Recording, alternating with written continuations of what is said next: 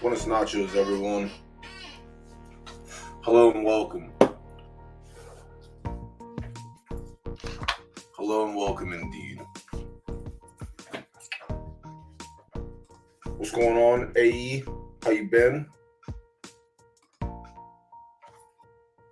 Salutations and welcome.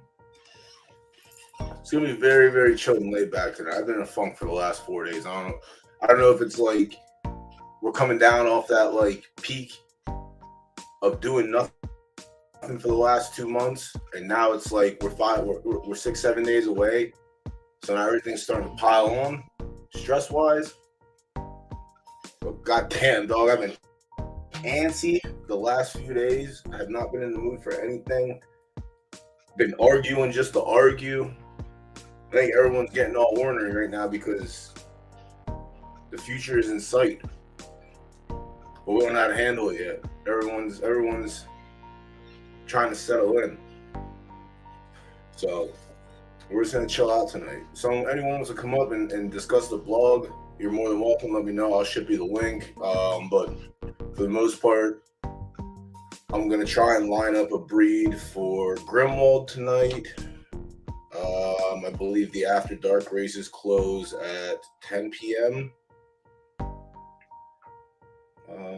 Yep, 53 minutes. So right now it's looking like a 16 horse field and a 6 horse field. So if you have anything sitting in the barn, not collecting or not doing anything, toss them in. I know you don't get the infamous crown stimmy on this one, but if your account's been low and you haven't had funds to throw in and see if you can scoop a little bit, and we'll try and get the wagering pool popped off for everyone involved. I'm mostly interested in the wagering pool. Been pretty spot on the last few weeks with the After Dark handicaps. Pretty spot on. It's been like a nice little bankroll. I build the bankroll up, and then my horses give it back. Build it back up, spike a nice bet, give it back. Had Perlino last week, the only ticket for Perlino. Going the opposite direction. I learned my lesson. It doesn't really matter what direction you're going as long as you have the horse to win it. So we took a shot on Perlino and we got there. There was a blog release today. We'll scan over it. I'm not going to get too crazy in depth with it, just because I haven't had a chance to read through it. We'll take a look at that and we'll see. It looks like we have some scheduling stuff in there. Happy Crown Week to everyone. Seems like that's been a topic of discussion the past few days, which is nice with the upcoming, Crop 1 season about to kick off on Monday.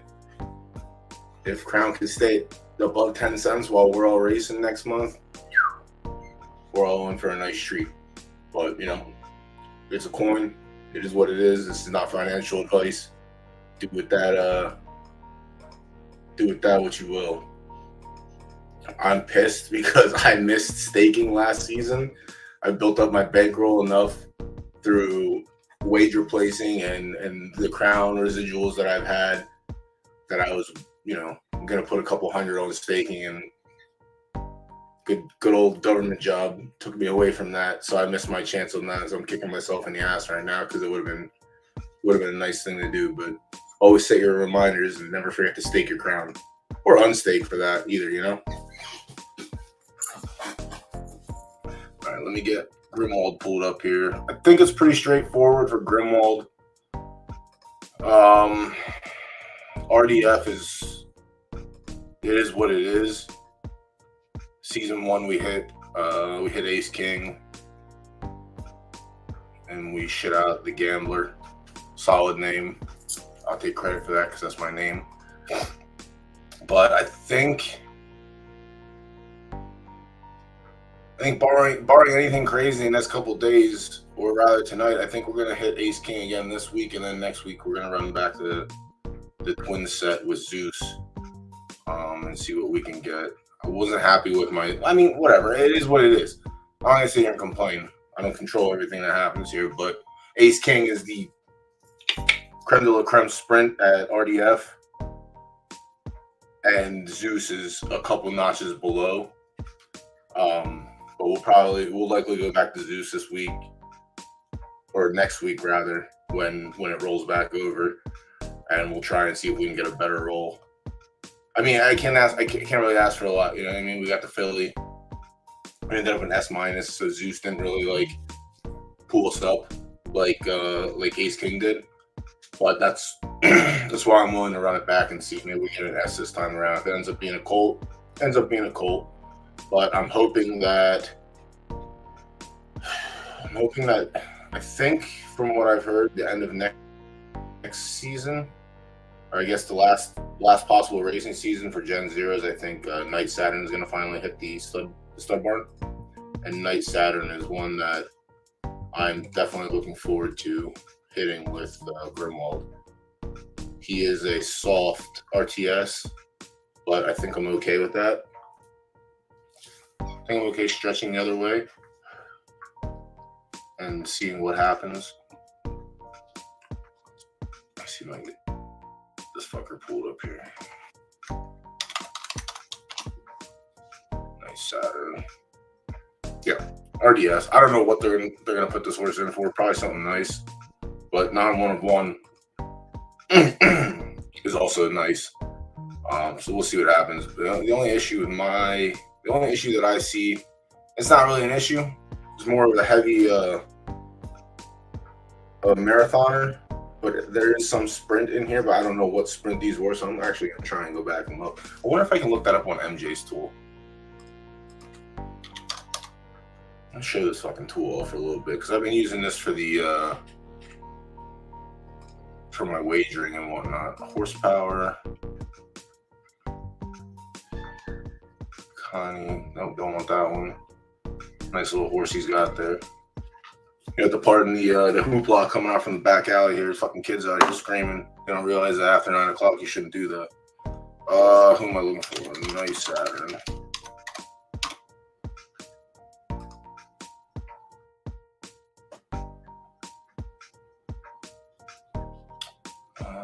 Okay.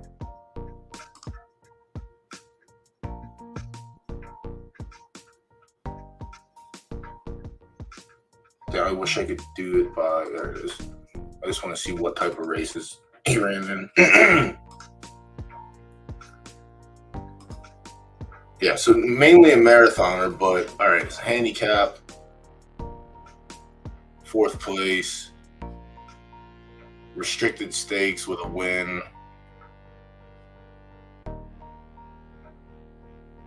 Grade 3, ran in 4th. 6-horse field. Grade 1. Going 6 furlongs. So like there has to be some speed in there. Has to be. I'm gonna argue. Yeah, I'm soft. I am soft, dog. That's why I'm streaming tonight, fighting through the pain. You know what I'm saying? You're not gonna get any thoughts on Crown from me because that's not my side of the game. That's why I said anyone wants to come up and talk about the Crown, more than welcome to. That knows more than me. I'm not gonna sit up here and sound like a fool. And the new 5 race allowances. Yeah, we're gonna get to that. We'll scroll through and we'll check that out. I don't want to say anything yet until I fully read it.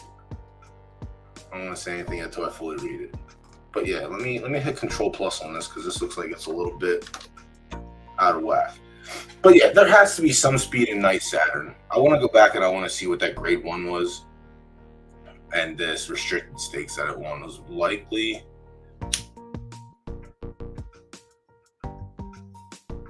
I wish I knew what the fuck I was reading here. Where's MJ when I need him? I should have had MJ come up and so that way we can point shit out and he can be like, yeah, this is how you do it, you dummy. Alright, let me see Night Saturn. So then he's, yeah, I don't know. Has everyone got their breeding done yet? I know it's only day 2. A lot of people like to wait till the last minute, but where's Lacey? Lacey, are you in here? You have to be in here. What'd you do with the new stallion? All right, so there's a 6 furlongs. 7, not really too worried about 7. All right, here's a shitty handicap. Not going to take much out of that because it's fucking handicap and you got an S running in there.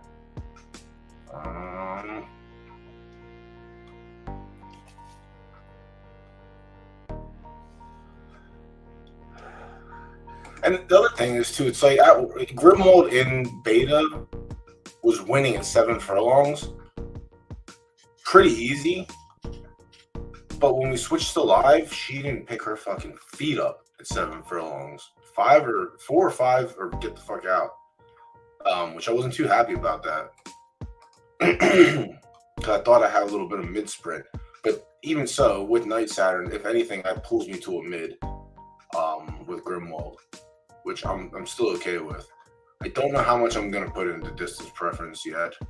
Obviously, the first go around, speed with speed is great, and that's what I want to try. Try to make the fastest horse. Night Saturn. This was all right. So this is the handicap. All right, so whatever. Night Saturn was carrying 100 pounds. Citrus allowance, stakes. So this was an open stake race. Beat Dozier off distance, but off preference though.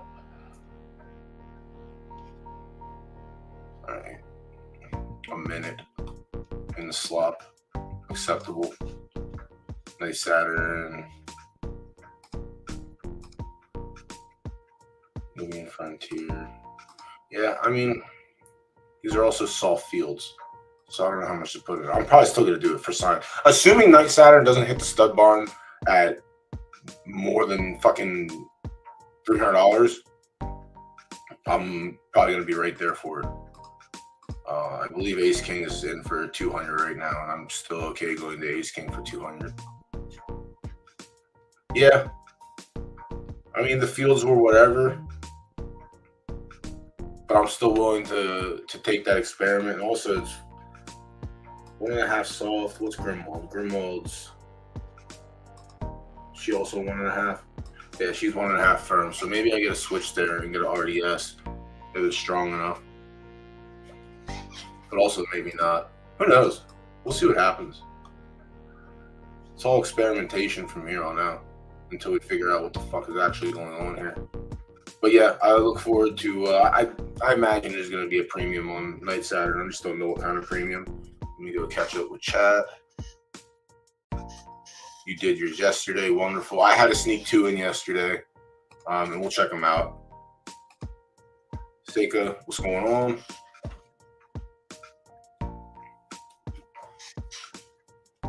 Damn, Lacey's not here. That's crazy. All right. It is what it is. So yeah, let me go check out my 2 breeds from yesterday. So we have Grimwald tonight. We'll get there. And we took Joey Porter. I ran Joey Porter back with the great Mr. B's Serenity Now. So this is what we got the first time around. Serenity Now's in for minimum, sold out fucking instantly this time just because there's so much hype. But also it's just a complete value. Horse is good, good for breeding, good stats for breeding, very good price. This is not me plugging it, and it doesn't really matter because he's sold out already. So good luck. You have to get there faster next time. But yeah, we'll see what happens. I want to target Doopy Dupree at some point, but as long as Serenity Now's in for the price that it's in at, I'm gonna likely go there every single month until something retires that's better, or something's in for maybe $100 or whatever. Then we'll check it out. But Doopy, I think Doopy dropped its price this month.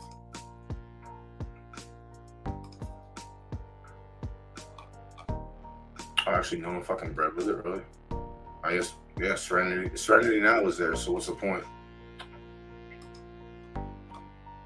Same stats, I believe.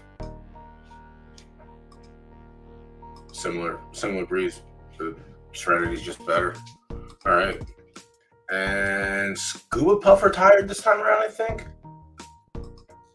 And Scuba was great. My Scuba babies were pretty dope during beta. But yeah, Scuba's great. Obviously, this is not a plug. Long distance source if you need it. Matches up well with Joey Porter and what we're trying to do there and create distance runners. She used to be able to run all fucking day in the previous beta.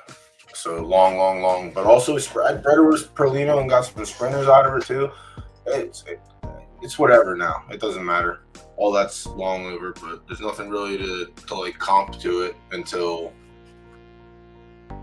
we get crop ones off the racetrack into the breeding barn, which honestly is not that far away. Like come next Monday, that's it. Every Monday for the next, well, hopefully every Monday, but every month from there on out, action. So strap in, load up your bankroll, and spend very, very, very wisely. So yeah, we took Joey Porter and hit her back with Serenity now. Hoping for another S, likely an S, but whatever. Take what we take. And then Brody Jones, the shitty B plus that Zook bought. What did I do with this one? Season 1. Of course, he fucking named it Tomlin. God damn it. I went with Moon Cresta. Cheap, it was in there, good price. Really nothing much. But also not trying to like. We know what we're working with here. We're working with a shitty B plus. And this season we went to Astro Nerd because I went to Soulmates 2 months in a row. Nice. Yeah, Astro dropped price, so I went there. I'm pretty sure Astro sold out. So yeah, it's just another good one. A little speed, inject it, and see what happens. So yeah, we took the shitty B plus to Astro Nerd, and then we went back to Serenity now for Joey Porter. Unfortunately, we have to wait a little bit longer for that one. We missed season 1 of breeding. So next month we will see her foals live in action.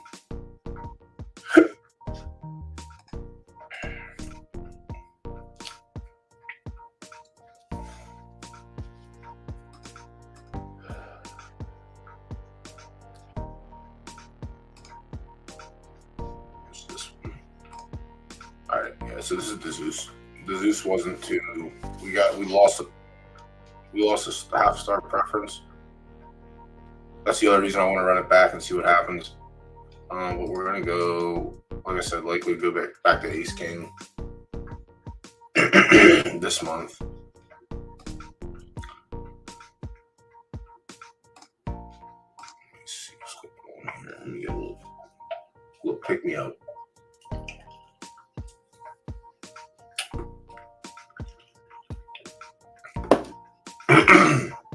Did anyone in chat buy the cheap horses off the market today?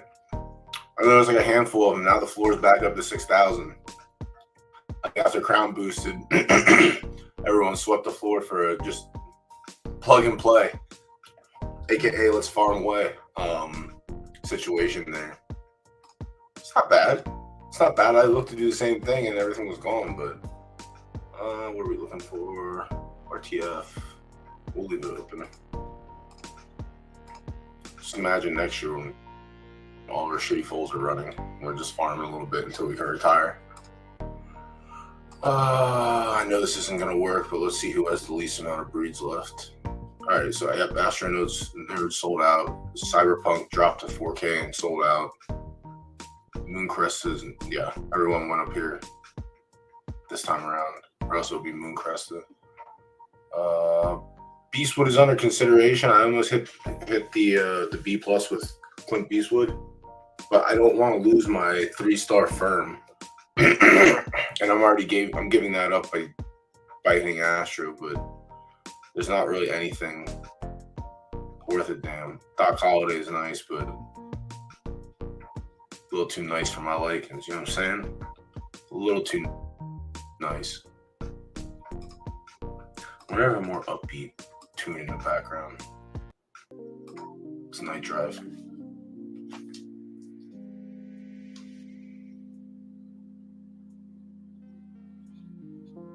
No. Don't like that.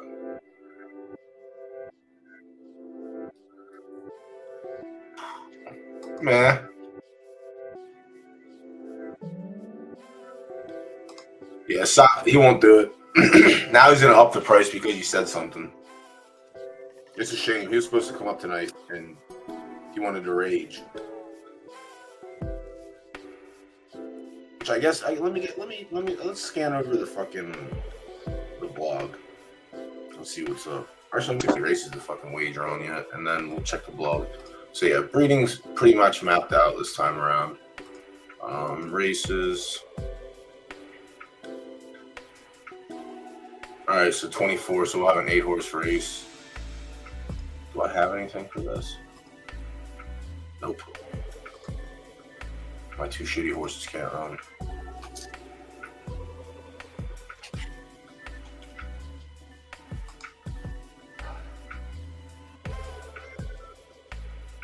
I'm sick. I was going to enter this last minute just to farm a little bit. And when it went to 4, I said, all right, someone camped on it. I don't know how to check what time they go in. I don't really care, but I didn't realize it was going to be A's. I thought I was going to catch a field of S minuses. I would have put my A minus in here and try and hope for 3rd, but this is what it's going to be now. You got to look for this. We got a week. You got to take advantage of this price hike while we still can, you know? It's not promised tomorrow. We might go back down to 9 cents tomorrow. Who fucking knows? But as long as the crown gift is higher than the entry, on preference, off preference, I don't give a shit. Now we're farming, baby. Put them in there and let's go. What's this one? Right turf. 12 for no. I don't want to do 12 furlongs. Oh, let's go. At least one of the claimers is gonna pop off tonight. That's sick. Maybe we get the other one. Doubtful left turf. No, I'm right turf. Is that a farmable situation instead? I'll enter. I'll go up. 75 gets you 44, so $30 entry. Place, you get some monies. 86, $35 entry. That's gonna be a nice pot. Right turf, right turf, right turf. Trying to think of who the big dogs would be in there.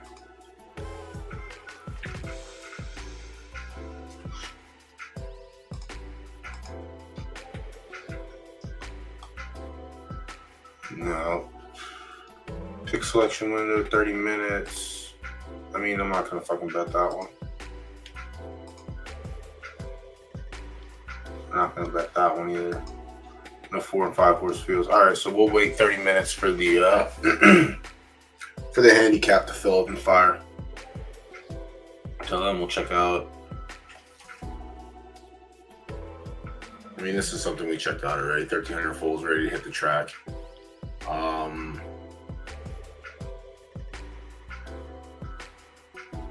That's gonna be good stuff. That's gonna be good stuff. I need to put my watch list together. It appears that they have a watch list, so we'll take a look at who they want to keep an eye on. Luxy Juice, Morpheus, Shockwave. Everyone should keep an eye on this colt, specifically for the fact that both parents are rated S+ speed, extremely well-rounded stats in the bloodline, no inbreeding anywhere in the family tree, not yet. With a left dirt firm preference, is it too early to see some odds on this juice become a dirty favorite? I'll be the judge of that. Thank you very much. 3rd time. Let's look at that one a while.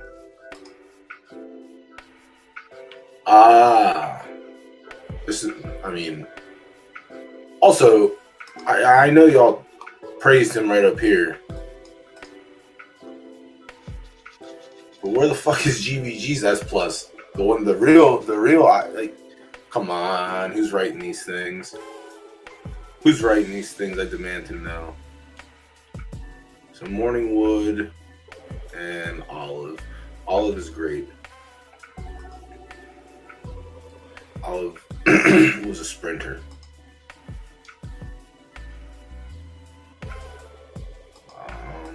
Morningwood was a long runner, no? Mid. Maybe.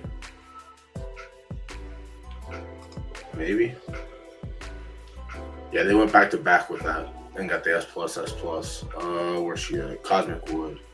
Cosmic Morning. Where the fuck is GVG's S+?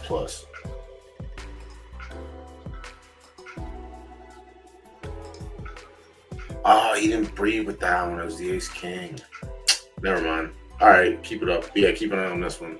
I don't think we're shooting for a derby with this one, but Spirit of Ecstasy was kind of bonkers in the sprint category.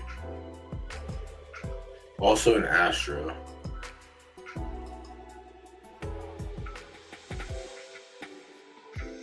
I wonder how much off she is. I mean, she's clearly been the most, but they got the Philly the first time around. Damn. Jelly. All right. So Lucy Juice. That's one we covered. Now it's coming back to me. They weren't named at the time, but that's one we covered on Fool's Day, the second edition, I think.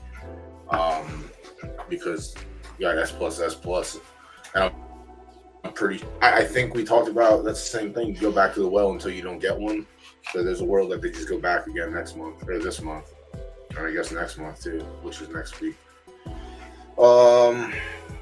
Shout out Poking the Stable, Morpheus, JPEG Lord Stables, another colt with a well-rounded appearance, speed, and the bloodline despite unproven record on the track from the sire. Aqua Eclipse, Egg Clips.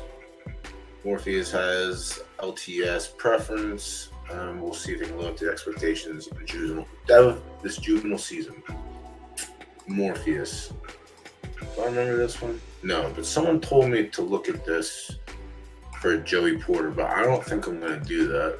I don't think I want to do any of that.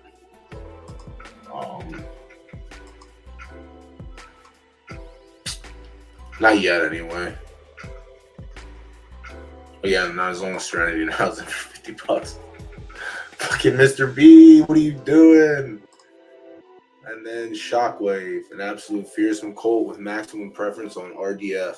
Yeah, so this is more RDF shenanigans. Where's Gambler at? Talking about, I'll specifically find out when Shockwave is going to race. Hopefully he's a sprinter.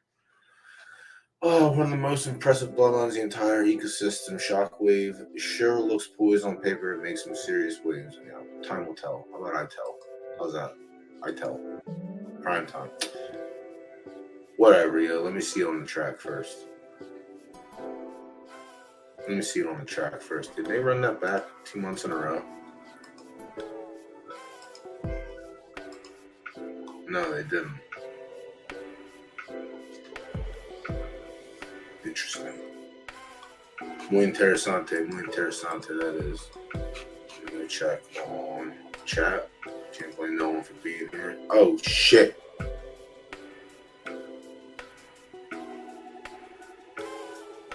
I don't know what that means. Pending race, Crown gives his base on full entrance.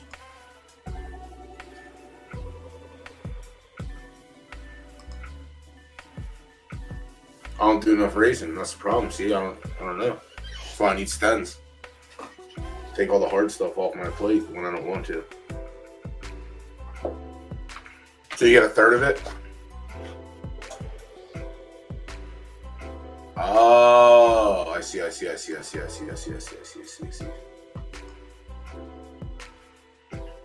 kind of crazy, I believe. So what you're telling me is I should have entered it, or the fifth person fucked it up for everyone in that race.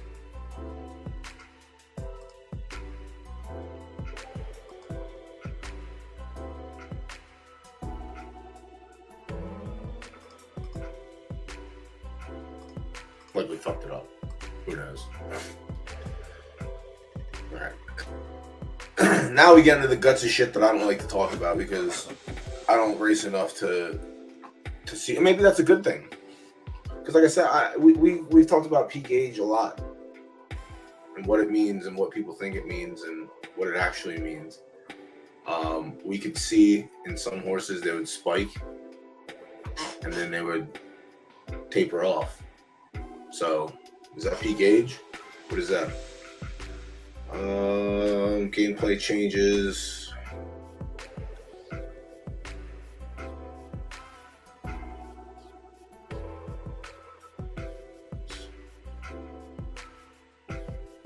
Top 3 things to keep an eye on. Like, the only thing that I want to keep an eye on is this. That's really it. I don't give a shit. I know my horse is gonna fucking get injured. I know this is gonna matter at some point. But none of that matters if I can't race.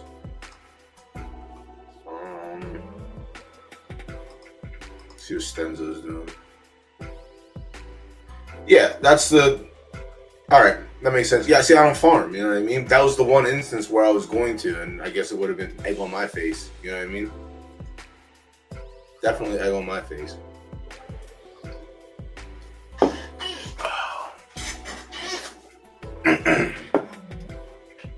God damn. I haven't done a solo stream in so fucking long. I forgot how boring that shit is when there's nothing to do. But talk about peak age. Alright. Every Generation 0 horse had the same exact genetics that determine their peak age. Now that it's passed, we can give you a rare peek behind the curtain and let you know that every single Generation 0 horse was at their peak age from roughly 4.5 to 5 years. Can I check that? Can I fucking fact check that? Let me bookmark my shit here real quick. Can I fact check that real quick?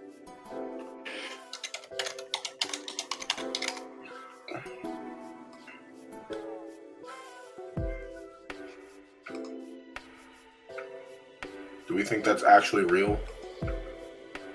Does this give me a graph of when... Shit, it doesn't. Or maybe it does.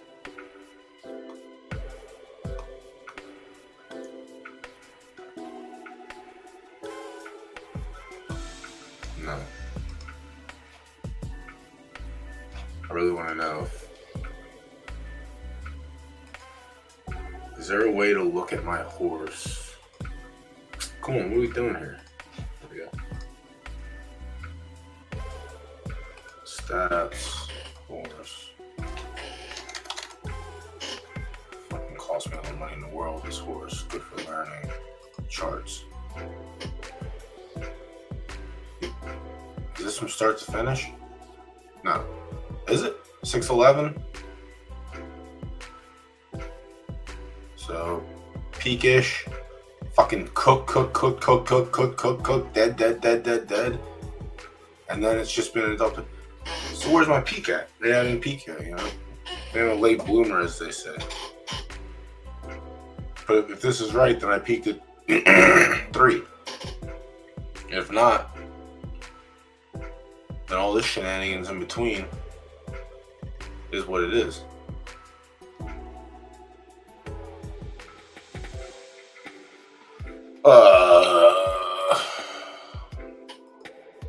Whatever the fuck that means. Alright. But now things get interesting. These horses' genetics have mixed, matched, and mutated in the first crop. Some horses will peak early, some horses will peak late. Some horses will steadily and slowly increase, then decrease from the top performance, while others may flash from their minimum to maximum performance in a blink of an eye. Some may maintain their peak for multiple years once they reach it, while others may sniff their best potential in a fleeting moment. This will be part of the skill for you to find out. Most importantly, these genetics are now passed, very largely worded passed, to their offspring. As time marches forward, bloodlines will gain and lose value based on how well peak age are incorporated. Are you building out a justified type horse? No, motherfucker, I'm going right to the top, dog. Fuck that building shit. Kentucky Derby retire. Are you looking to build a black caviar type horse? Yep. Win. Winning is all that matters to me. I don't have a big stable. I'm not worried about building up bloodlines and shit. I'm trying to win. Always be winning. Always be winning.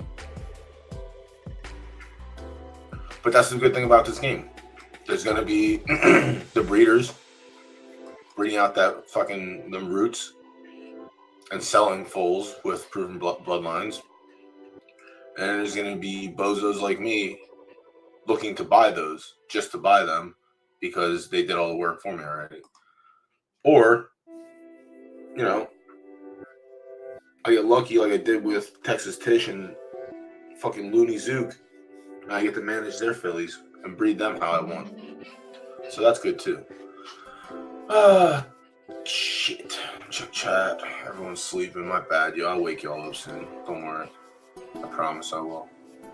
Durability and injury resistance. Just like with peak ages, the Generation Zero population had zero homogenized genetics that made them immune to injury.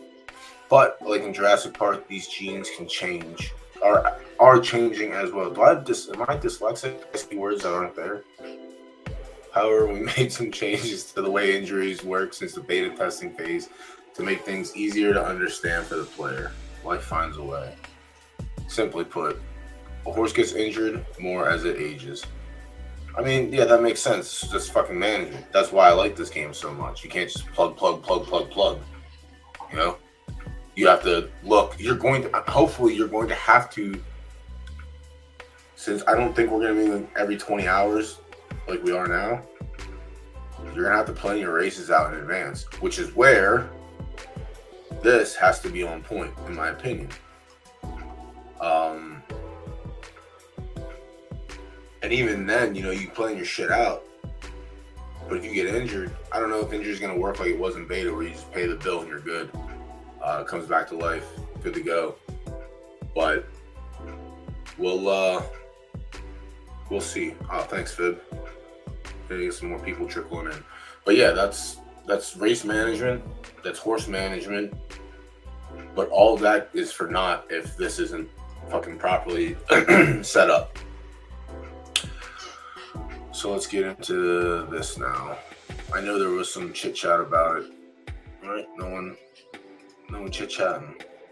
Damn, my chat number's gonna go down. No one wants to talk to me. I'm so fucking boring. What do I do? I get mad or something? Age. 2 and 3 year old horses will never get injured when raced full recovery. 4-year-old horses will very likely never get injured when raced at full recovery.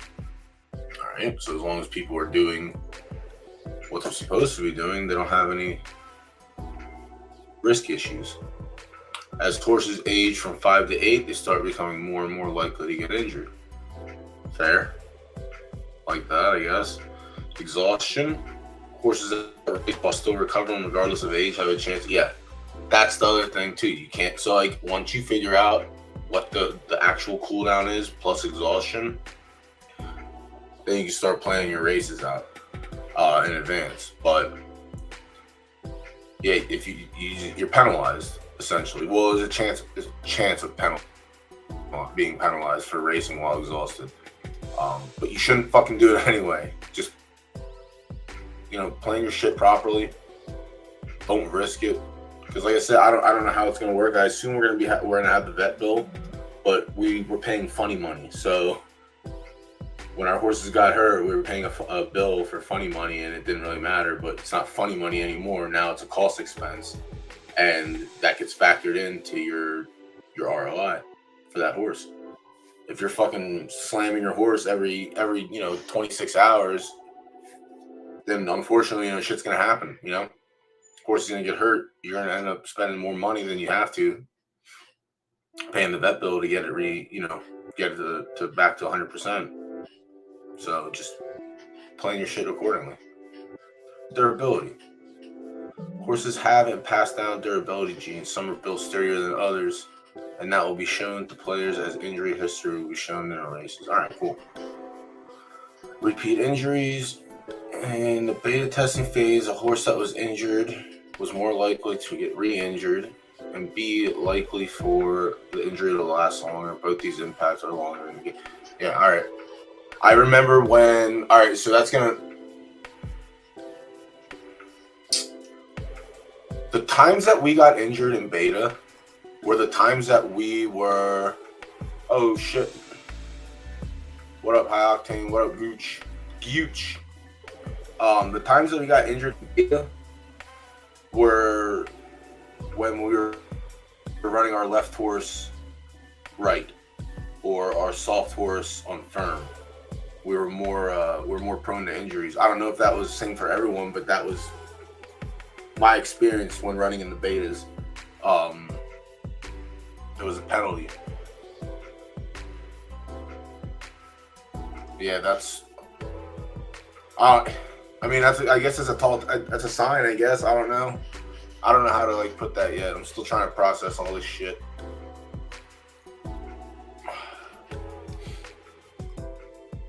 Yeah, I don't know if that's gonna carry over. If you run off, we've seen a lot of off preference running. You're running your fast horse in a slot. IRL, you have a chance to get injured because that kind of track is more dangerous, I believe. We'll say more prone for injury on not fast tracks.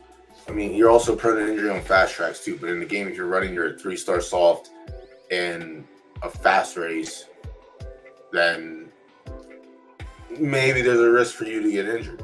Maybe. But if you're running your, like I said, when I ran my left my left horse in the right race, injury. Wasn't just finished last like a normal. You could have just finished last, would have been all right, no big deal. No, injury. And then we paid the funny money bill. But there is no more funny money. So you're paying real money now. But a good thing we get these crown stimmies, so you get a little head start on that. But yeah, injury prone, I hope, is like one of those things that when you open a stat page, Tex, when you open the stats page on the horse, like this said, you're going to be able to see it, but hopefully it's somewhere, when you look down the races, it gives you like, look at all this empty space here. You can put something here, like a fucking, I don't know, I guess a warning sign or a caution sign, signaling that it was a race that he got injured in. I'm sure they'll figure it out, but yeah, that's going to be something to keep in mind too. But also, yeah, with genetics, with breeding, like if you have a horse there's a world I think is passed on, and they said it's going to stay in, so we'll see what happens as the game progresses. Give me 1 second.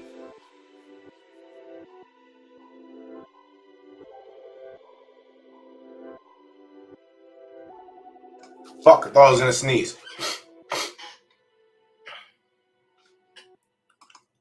That's the best. Yo, check this new game out. This shit's fucking fun as shit. What happened? Oh, my horse just died. Oh, that's great. Yeah, I'm not interested. Thanks. You have fun with that, though. Listen, I would rather... I'm going to tell you right now, when your horse gets injured in real-life racing, I would rather have it be a video game horse in financial terms. Because a $50 vet bill in the game could be a $5,000 vet bill IRL. So, I was fortunate to never really had a horse that was severely injured. Had a horse do some dumb shit and, get some scrapes on him, but never really had a horse that was severely injured. My father had a couple that had bad injuries that, you got to send them off, get operated on. That was one thing about my dad too. It's like any horse that was able to be saved, he would always do everything he could before looking at the other option. So that's you don't really get a lot of that in horse racing, unfortunately. So there's a lot of dark sides to the real world of it, as you see in the media, but it's not really it's not really doing it justice or injustice, but it's bad. But let's move on to racing calendar / schedule.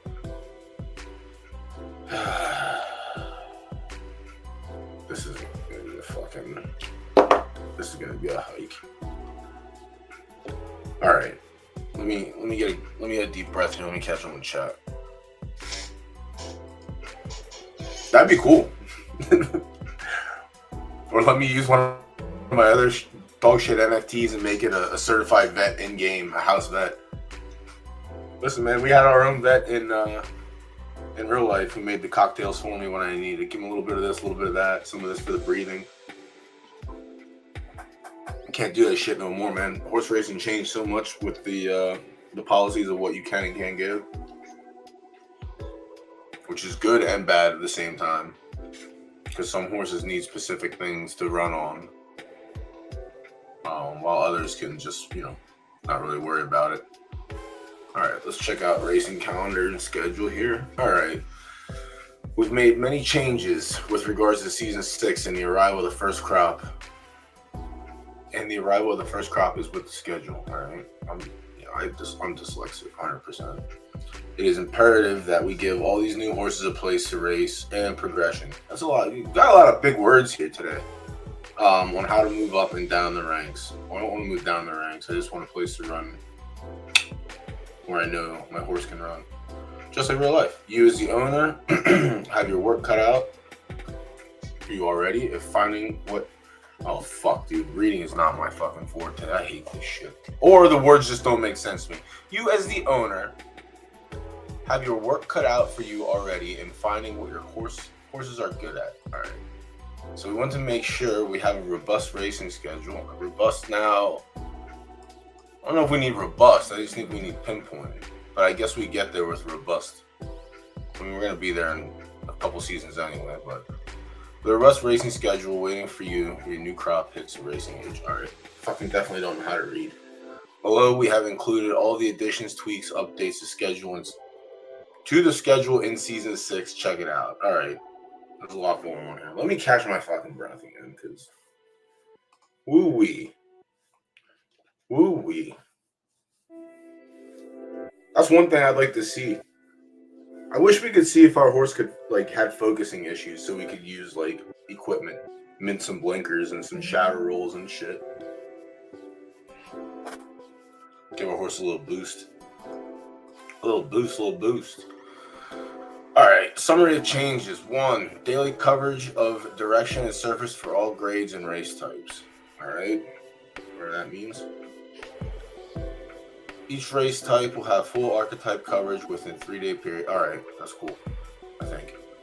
Horse's archetype is defined by direction, RTF, LTF, LTS, RTS, blah, blah, blah. Improved entry fee structure with fees scaled more distinctly between grades and race type. Alright, I still want to race $50 B plus horses. You know what I mean? We'll get there one day, but I'm fucking degenerate. I'm trying to get a B plus and race it in B plus stakes. Our first pass at benchmark style of racing called Last 5 Races. Last 5 races are built into the allowance. Oh my fuck. Are built into the allowance races with the weight allowance based on the amount of times won in the last 5 races, alongside grade-based weight allowances. This is put into place to dynamically level the playing field as horses win and lose. We will be closely analyzing the popularity of these races to see how to expand them in the future. Don't expand them at all. Bring them fucking back. That sounds...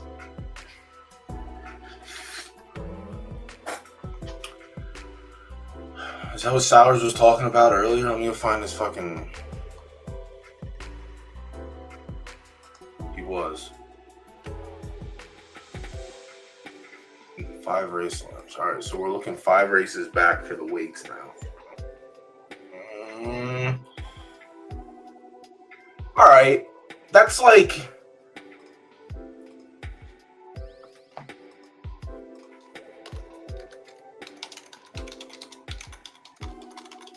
that's kind of like what I wanted. Kind of.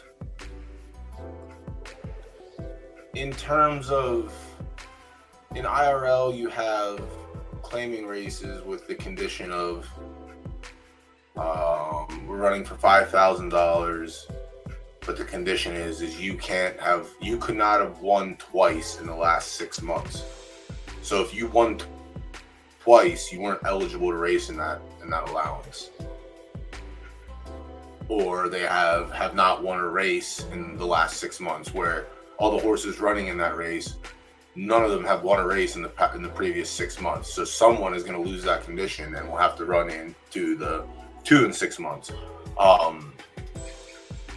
don't think that's the same thing. I think it's kind of similar, whereas you're checking.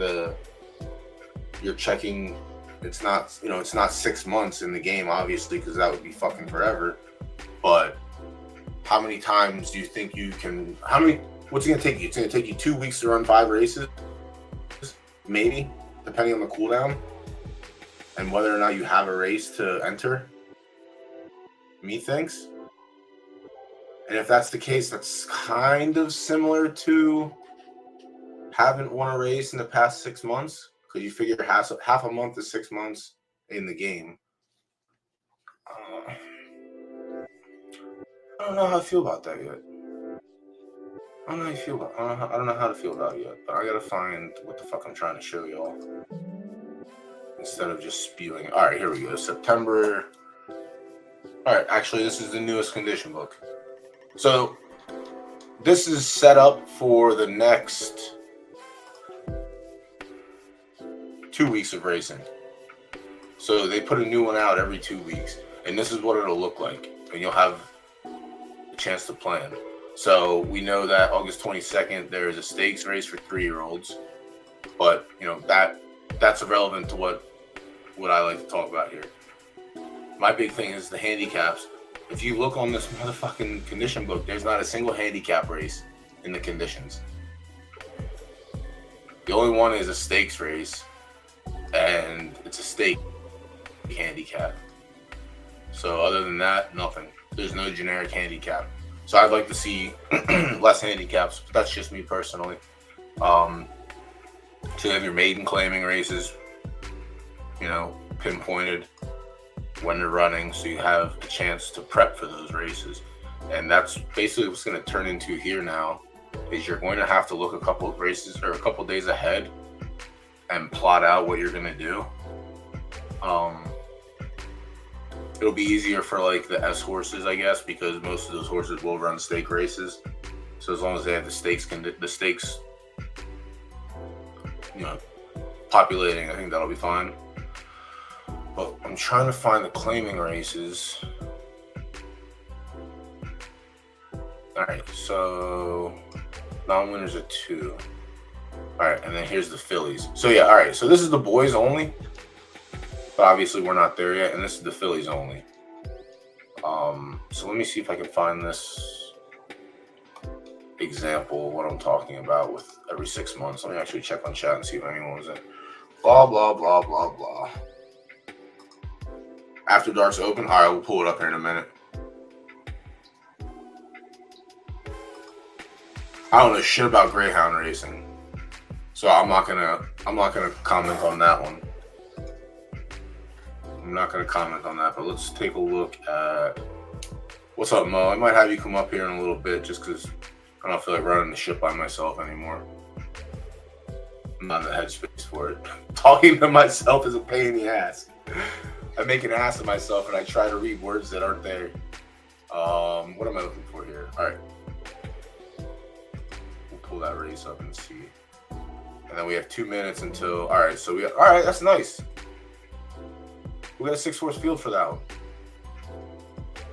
Out on bail, fresh out of jail. California dreaming. Jackie Moon. See, everyone's farming. Gotta be farming, yeah. All right, so we'll take a look-see at that. I want to find this fucking condition book for this race that I'm talking about. We're gonna entries instead. Entries. We'll see what there was today for claim. All right, so here's a claiming.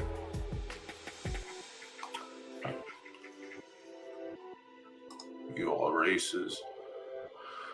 All right. So this is claiming 7,500 for fillies and mares 3-year-olds and up, which have not won a race since May 22nd. Is that last year or this year? Last year, I guess. 3-year-olds carry 121. Older horses carry 125.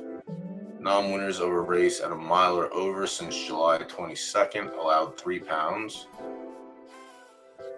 All right, so I think that's not haven't won a race in a year. What is this one? This is maiden claiming. All right, pretty self-explanatory. Maiden claiming. None of these horses have won, and you're running for a price. Allowance, optional claiming. Potentially, we'll see those for 3-year-olds and up, which have never won 2 races, or you can run for a claiming price, and which have never won 2 races. So either way, if your horse has won 2 races, you cannot run in this race. You have to have 1 race or 1 win. Wait. Non-winners allowed. All right. So there's nothing really. So the 1 in 6 months is not really popping up. So it's not really helping. What's this? Starter allowance. We'll probably see those. 3-year-olds and up, which have started for a claiming price of $8,000 or less since January 1st. So since the beginning of the year, if your horse has ran for $8,000 or less, you are eligible to run in this race. If your horse has run for $8,500 only and not less than $8,000, your horse is not eligible for this race. That's called separation. Open 3-year-olds, non-winner race a mile since July 22nd. Yeah, so there's not what I'm there. It's not what I'm looking for. But either way, that's what it kind of sounds like. Where the fuck did we go now?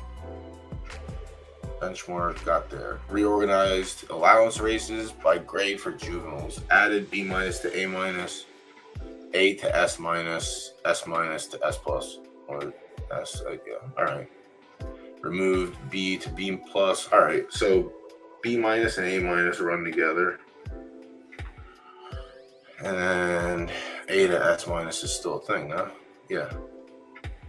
Non-winners of 1, 2, 3 allowance entry conditionals. All right, so that's good. But let's get some claiming also, because majority of these 1,300 horses that are hitting the track on next Monday, will not be running allowances that much. They will be in claimers. So as long as we have those in claimers, I think that's great. These conditionals will occur on top of grade-based allowances to create racing opportunities for horses in different performance levels. Okay. Here we go. Updated maiden races for juveniles and 3+ horse, 3-year-olds and up. Maiden claimers, perfect. Grouped graded maiden allowance races. Now we're getting fucking crazy. I don't want to run maiden allowance. I just want maiden claimers. Updated claimer schedule following the new coverage method outlined in 1 and 2. Okay, wonderful. Holy shit, bro. Words.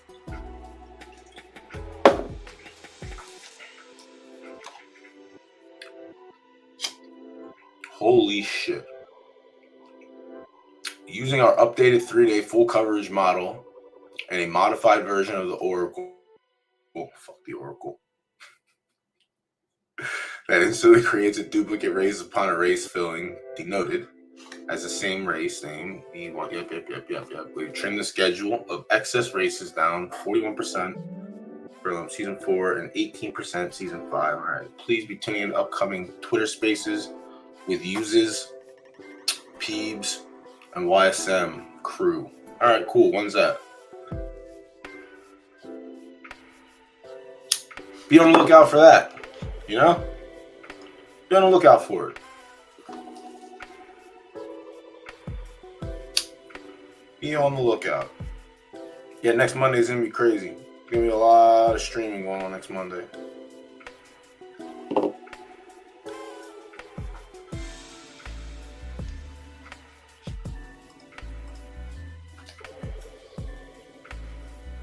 Looking ahead to season 7. All right, here we go. Before we know it, the second crop will be hitting the track, and the population of horses will really be starting to take off. We've been crunching like crazy to get season 6 ready, and we'll continue to do the same for season 7. Most importantly, we are planning to attack the following areas. All right. Fleshed out benchmark rating system so that we continue to wean off of grade-specific allowances and restrictions.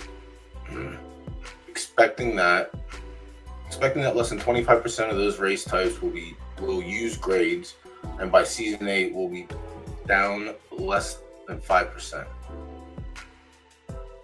Cool, I guess.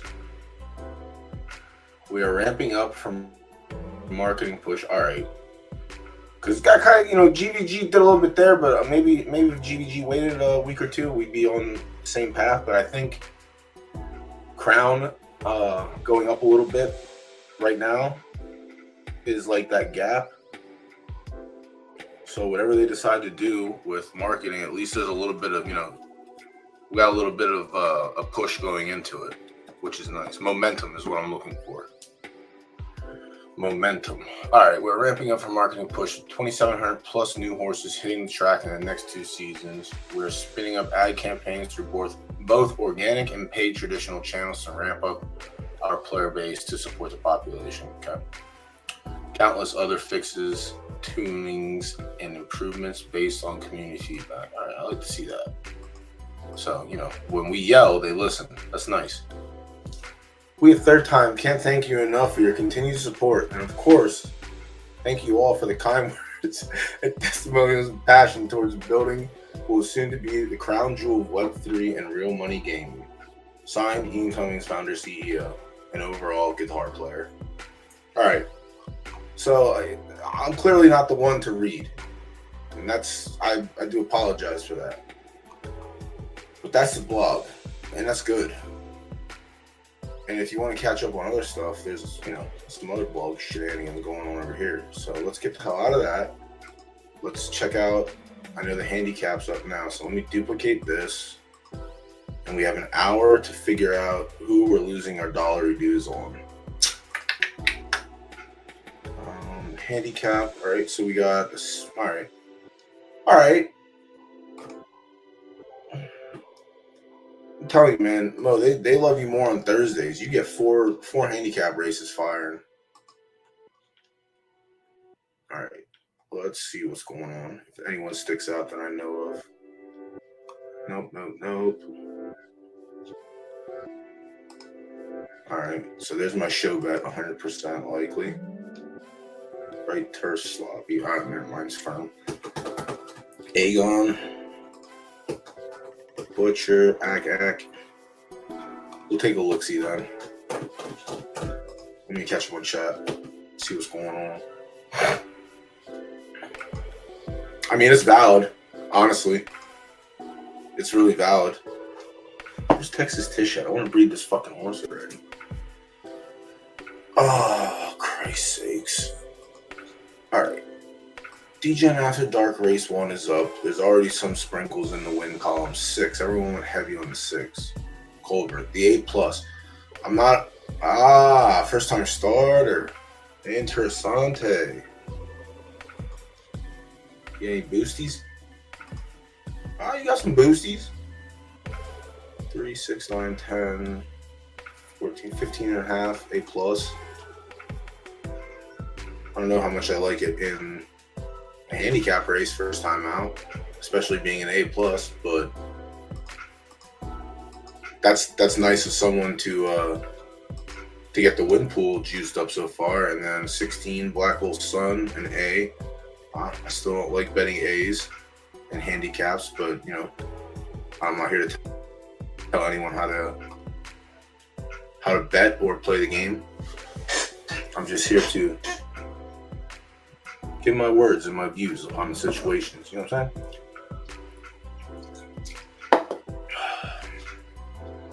All right. Let's check the other one out. Entries close in 11 minutes. All right, so this one's, nice. Let's go. 12 to 16. So we're going to have some nice races tonight. I take it back, Mo. You don't get all the races. I get all the races this time. Come on, fill them up. Let's go. What is this? Right turf 12. I don't have 12. I don't want to run my sprinter in a fucking marathon and get scoop slammed. We'll duplicate that one. Why do you keep refreshing?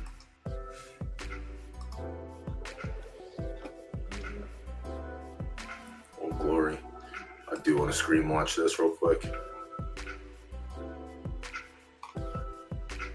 No, maybe I don't. I don't care.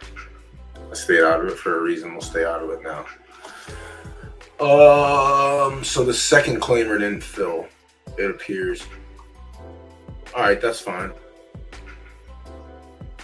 Still would like to see them drop it a little bit. Maybe with next week, maybe they drop it to like 150 and 100K instead of the whatever 200. Maybe we get that rocking, and maybe maybe we get some allowances instead of handicaps. But I get it. I understand. I'm not gonna fight it. I'm just gonna go with the flow. All right, so let's take a look at this one. There's the second one. So we have an hour and a half on this pool. We have 40 minutes on this pool. All right, let me see where I'm at here. Yeah, calling in sick doesn't seem like a terrible thing. Ooh. I am off, so that's good for me, which is nice. I think this is the last step I had to do for affiliate. You have to stream 7 different days or some shit in a month or whatever. And I think this is the last thing I had to do, so we're doing good. I gave myself 2 months to get all the Twitch shenanigans done.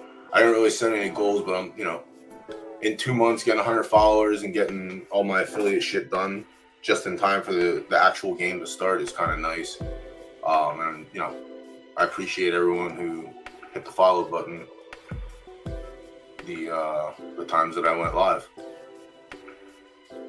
I can sit up here and talk like a dummy, but if I got no one sit there to listen, it's all for naught. So I appreciate y'all for tuning in and showing support. There's only one, we only have one way to go. It's up. There's no such thing as down. All right, so let's see if MJ's tool picks up all 16 horses. It does. All right, so I'm gonna do this how I do this. And then I'm gonna bring Mo up because Mo used this tool more than I did. So I'm gonna do this how I do this, and then I'll bring Mo up and see if he's basically along the same lines as me. So we are 12 right turf sloppy. 12. So with this, I should eliminate. All right, there we go. 12. We're not an allowance race. Not a climbing race. Restricted. Oh, not a maiden. I do process of elimination to find who I like, and only 2 horses show up. And Cal was the one I bet. Was it last Thursday you were in there? I put like 500 to show him on Cal, and I'll probably bet it's off preference. So it's a right third firm, and we're going left third slop. But I might just put a small show bet on for funsies.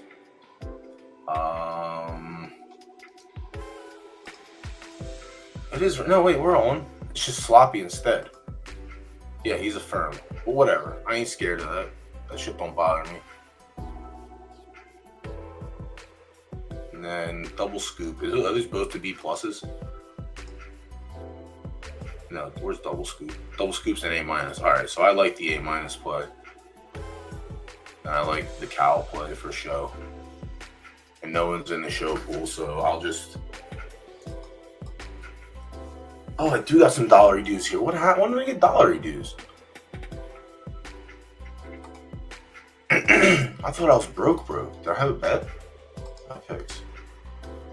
Oh yes, let's go, Perlino baby. Get it all back. Good job. All right. Well, you know what they say. Let's run it up. We got Perlino money. All right. So I don't care that it's off, and I don't care that it's sloppy. So I'm likely gonna put a cow bet in for show. Is that 8 times 4?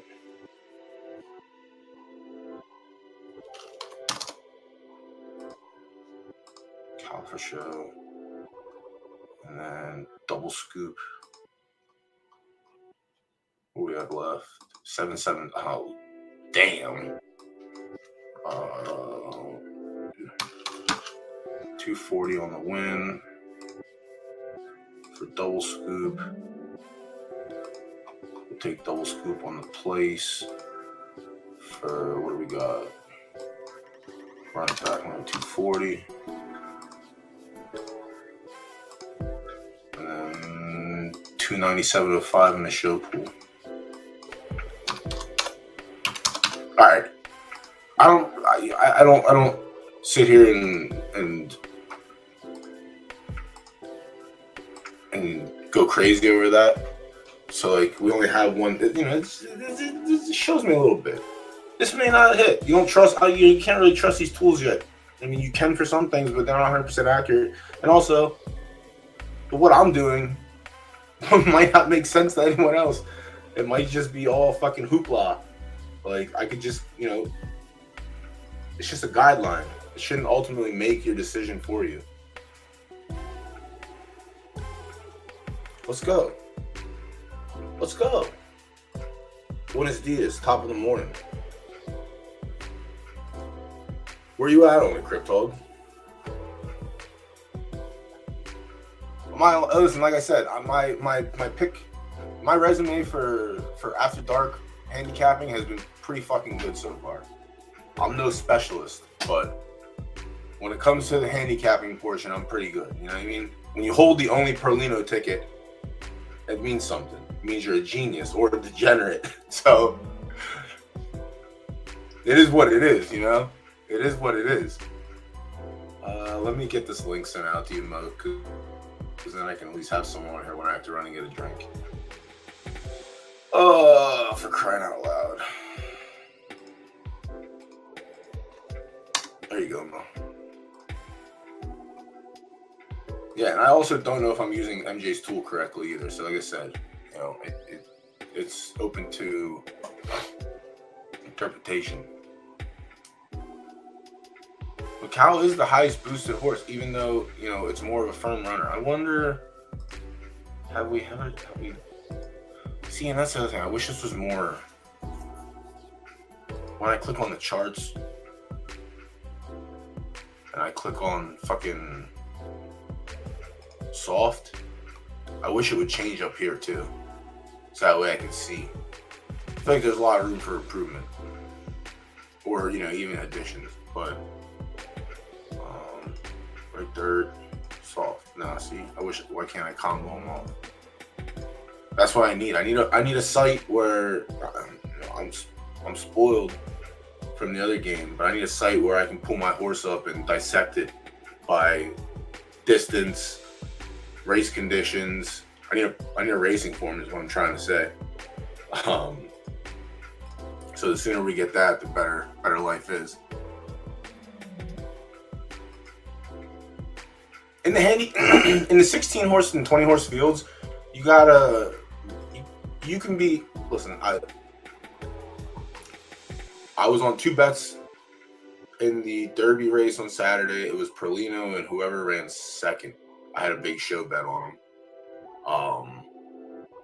Like if you, it's an algorithm. Like we don't know. We're just degenerates right now.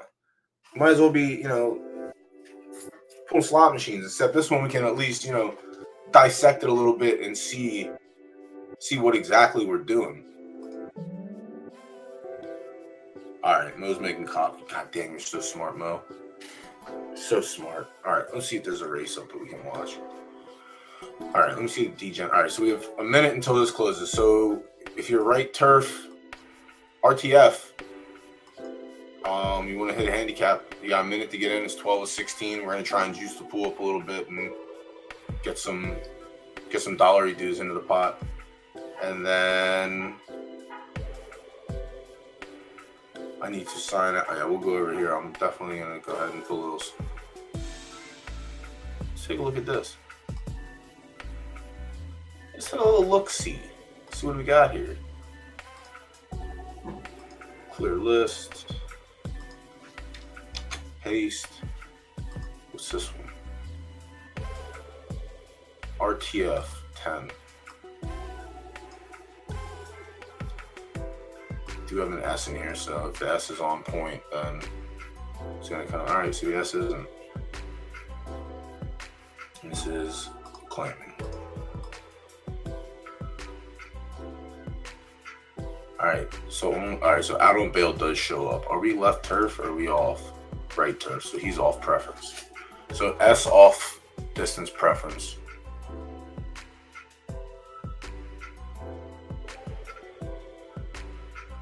RTF 32. Be who you want to be. All right, so 32 has the first bet on it. That makes sense. Out on bail got beat by an A+ the other day. Barbadillo got beat by A+, and Be Who You Want to Be is the other one. So it's these three. I'm willing to be wrong on the S. I'm willing to be wrong on the S. I'll bet against it. But who's it gonna be? Be who I want to be? I'm going 12 furlongs or 110. All right, so not a winner. None of the three horses that they picked have won a race at this distance yet in this combo of claiming. But Be Who You Want to Be might be the one who gets my sprinkle. Let me log back in to my account since we already used our joint account dollar dues. Bing bong. Put that back up there. A little refresh on this. All right, someone hit the S. All right, so I'm going to bet on. Where are you?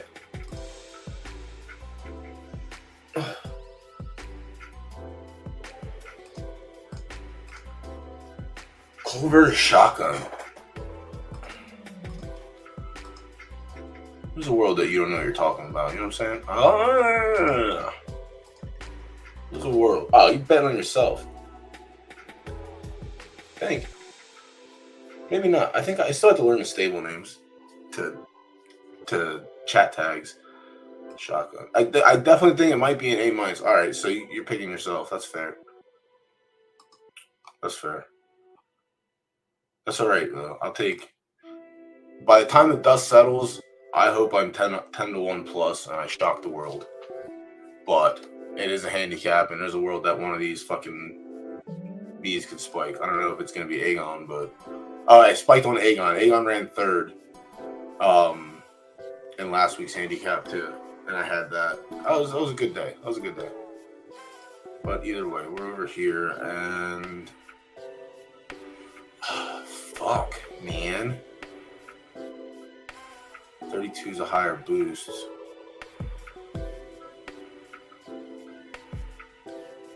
I'm gonna go with Be Who You Want to Be.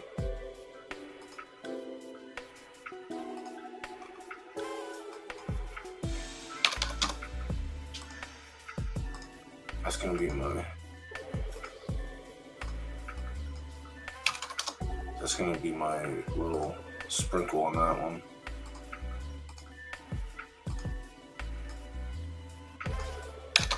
All right, juice the pools for everything. Fuck it. And now I'm pretty sure Adam Bill doesn't win this race, but it definitely hits the podium, in my gracious opinion. All right, so this one, entries closed. Let's see what we got here. Fucking Larry OG, let's go. Jet. Take a look, see at that one. There's a world. There's a world.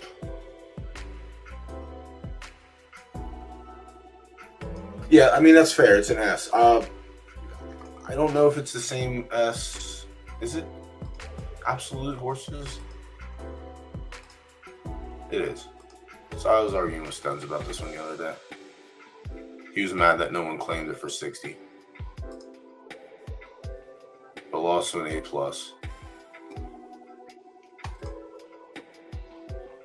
So I think it can lose to an A+ in this race too. Nice little horse. Nice little horse, Stenzo. Still not going to bet it though. All right, so we got our pool started for this one. We have an hour and 15 minutes. The pick window is open for the DGen After Dark Race 2. 35 minutes left. And there's 25 minutes left in Race 1. So Race 2, we'll do the same thing. I'll pull up everything and make my pick. I know, I do remember that my good pal Mo is not a win-play show. God damn, man, I'm gonna have to hang out at the races one day with you. I know you're an exotic better, which is fine. I like that too. Put all the preferences on. All right. 3, 6. Is that correct? No. Why are there so many horses missing? What am I doing wrong here? Oh, that's why. Shithead. What's this one? 12 furlongs. I did hit clear list. I guess it wouldn't reset everything. All right. So 12 furlongs. All right. So we got some runners in here. This is a handicap. Get rid of that. Get rid of that. Get rid of that. Get rid of that. Get rid of that. What's our condition? Good. Good, good, good. So only 2 horses have run the handicaps. At this. Alright, so we'll put back all. Who was it, actually? Cuts that one up. Happy Enchilada and Bitcoin. Happy Enchilada. 20.5 boost. Alright. Happy Enchilada. Take a little look-see. B+. Alright. I don't mind that. The soft is whatever. We're on a good track. And where's the other one at? Into troubles. Alright, that's another Mo. Another Mo entry. Jet from Mo. Alright. So let's get race 1 popped off. Let me see if Mo's close. Ignore my random mention. Yeah, you put him in the fill races. That's fine though. That's good. Yeah.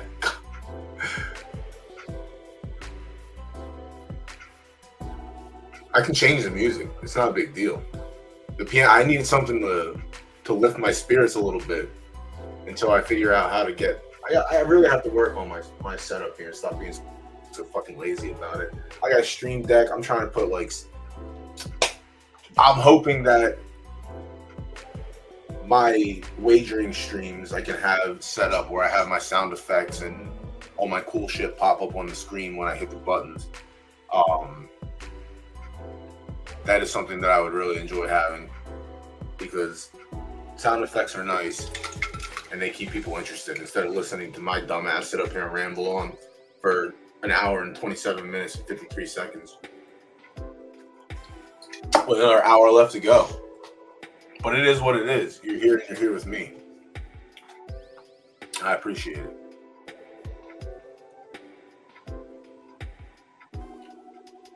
Yo, let me get a little DACA rebate, you know? I'll flip you for it.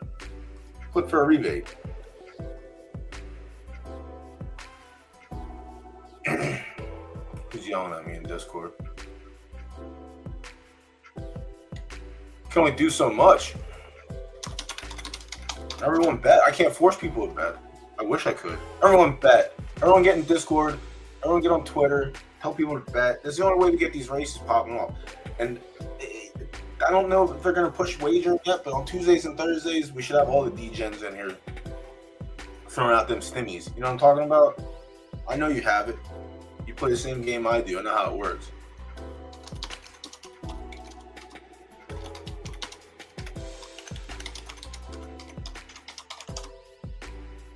Someone wish I had at all powers. Someone give me at all powers. Mo, give me at all powers.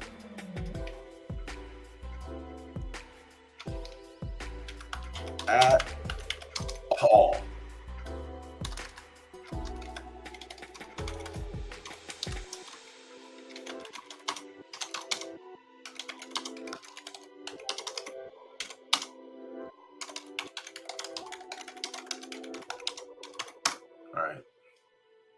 Can only do so much. Wager, wager, wager. Wager, wager, wager. Visualize coins falling down. Coins that you can use to wager. What the fuck? Oh, for Christ's sakes, I need to get something going here. Nah, I'm not worried about it. I appreciate that. I don't know what I would do with Doc. Doc's RDF, right? Or RDS? I can't remember. I just looked at it. I know I looked at I should pay double. I don't want to pay double though. I'll just go find the $50 stud that can almost get it done. But no, RDF I want to have. RDF is so tough to breed at for me just because I have Astro. And basically everything's a fucking Astro. So I want to have a chance at a good stallion. Ace King has been the best play, obviously. And I've been going to Zeus because, like I said, everything else is pretty much Astro, and there's nothing there yet. So until some of these RDFs that we bred retire and hit the breed barn, it's going to be tough sailings, which I'm not too thrilled about. But that's the game we signed up for. That's how we have to play, and that's how we will play.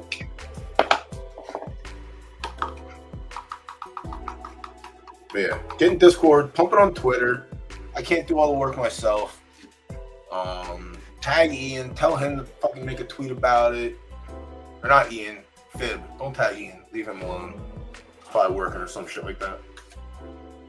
But yeah, I don't know that they want to push wagering yet, so it's up to us as the community to try and get this popping off every Tuesday and Thursday. I mean, we can do it on Saturdays for big races. Why can't we do it on Tuesdays and Thursdays, you know? Saturdays, we get the nice gambling pools. Let's double check and see what's going on with the pools right now.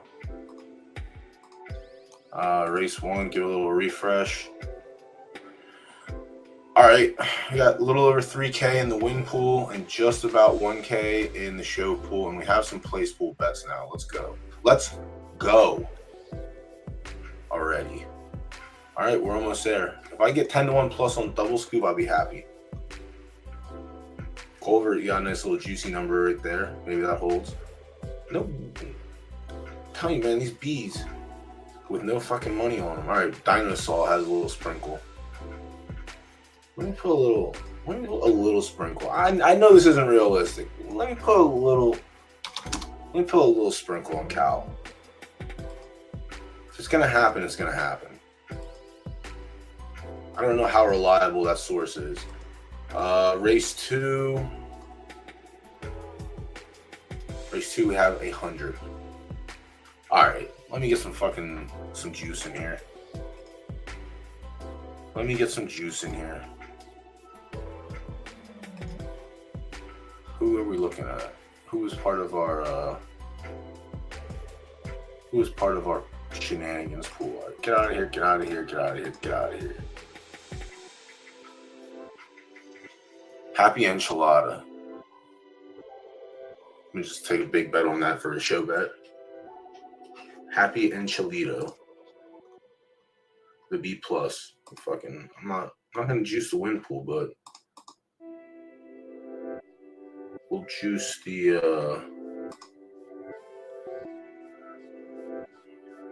I'll juice the place and show pool. On Happy Enchilada. On a good track. Fudge it. Let's go gambling for a reason.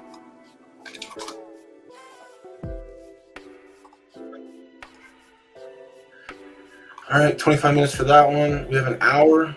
And we have this one up over. I mean, this doesn't really affect the. We got some wagers on this one, but I'm mostly concerned about the DGen after dark races, the handicaps. I'd like these to get juiced up so that way the people that actually throw away a race day, they sacrifice a race for this, they at least have something to run towards. That would be nice. And you know, maybe in the future these get like a little juice. You know, maybe they have a little crown payout in addition to the wager pool percentage. Well, we'll see. We'll see. See if Mo's around. Yeah. All right, Mo's here. Good. Let's go. What's up, homie?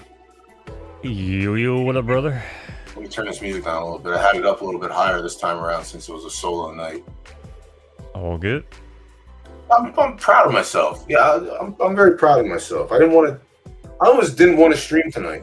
I held off on everything. I was like, it's been one of them fucking weeks, man. I don't know. It's like mentally, I'm like in that like dark cloud, but the only way to get out is to put yourself in the light. So here we are. You gotta fight them feelings sometimes. I hear that, brother. I'm glad to see you. I'm glad to see you streaming. You're doing awesome. It's been fun. Yeah, you said you got a stream deck now? I have. What the hell is it? Fuck is this thing? Holy shit. Yeah, dude, I got. Is this it? No, that's a fucking mic. Dude, I got this, like, I got a mic that I can put, one of the standalone mics. I got all this shit I got for Christmas the last couple of years. I'm so fucking lazy. I'm so lazy, but yeah, I got the stream deck. It's the one you push and like you get your sound effects and all that stuff. Yeah, no. I want to get that set up because that's what I want. I want to be able to have the bell ring when the wager window closes. Like I want to use the. You're familiar with the movie Snatch, I assume. Yeah. Okay. I want to use the clip. All bets are off. Okay, there you go. I want that to like pop up. Like I got some ideas I want to happen, but it's getting my ass in gear and doing that.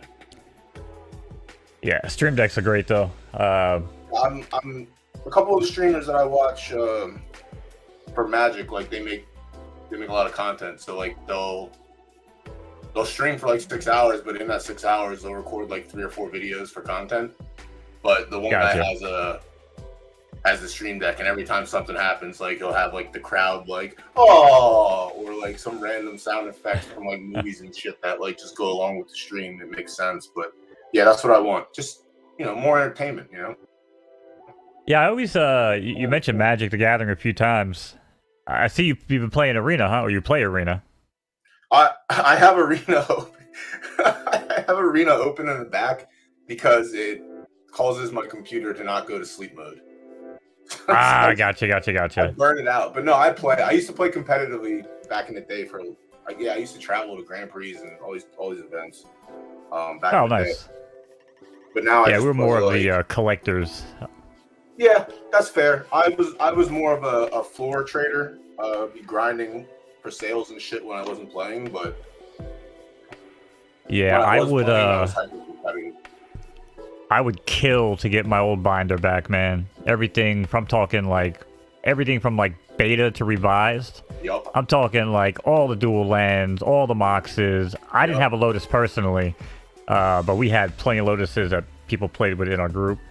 But yeah, man, the dual lands, dude, like those things were fire back then. Demonic Tutor was that shit was banned real quick, but the Demonic Tutor, Dark Ritual combo and a black deck. Yeah, dude, it's a lot of those. I mean, the dual lands are still multiple $100s a piece. Obviously, the Moxen are crazy. But yeah, dude, that was the majority of my fucking life in my childhood. Was traveling around and playing in events. That's sick. I won an event the one time I qualified. They did they call it the Sunday Super Series, and they would have a tournament on Sundays of Grand Prix weekends. And if you won, it qualified you for a special invite tournament, and Wizards of the Coast flew you out to Seattle, and they put you up for the weekend, and there was a private tournament for 48 people, and I qualified for that, and it was like, it might have been 48 people, but they were supposed to be 50 something, and like there was people from all over the fucking world, dude. Name a country and it was someone from there. So like it was dope. Like you got to meet people from obviously other countries, which is kind of good because in this in our what we're doing now, we're meeting people in chat from other countries as well. So it's like Hell yeah. it kind of goes hand in hand. But yeah, that shit was fun. They gave you a tour of the Wizards, you know, What play test well, rooms and all this shit. But so what set, or I know it goes whatever in blocks, but do you remember what block that was, or? that was Cons of Tarkir.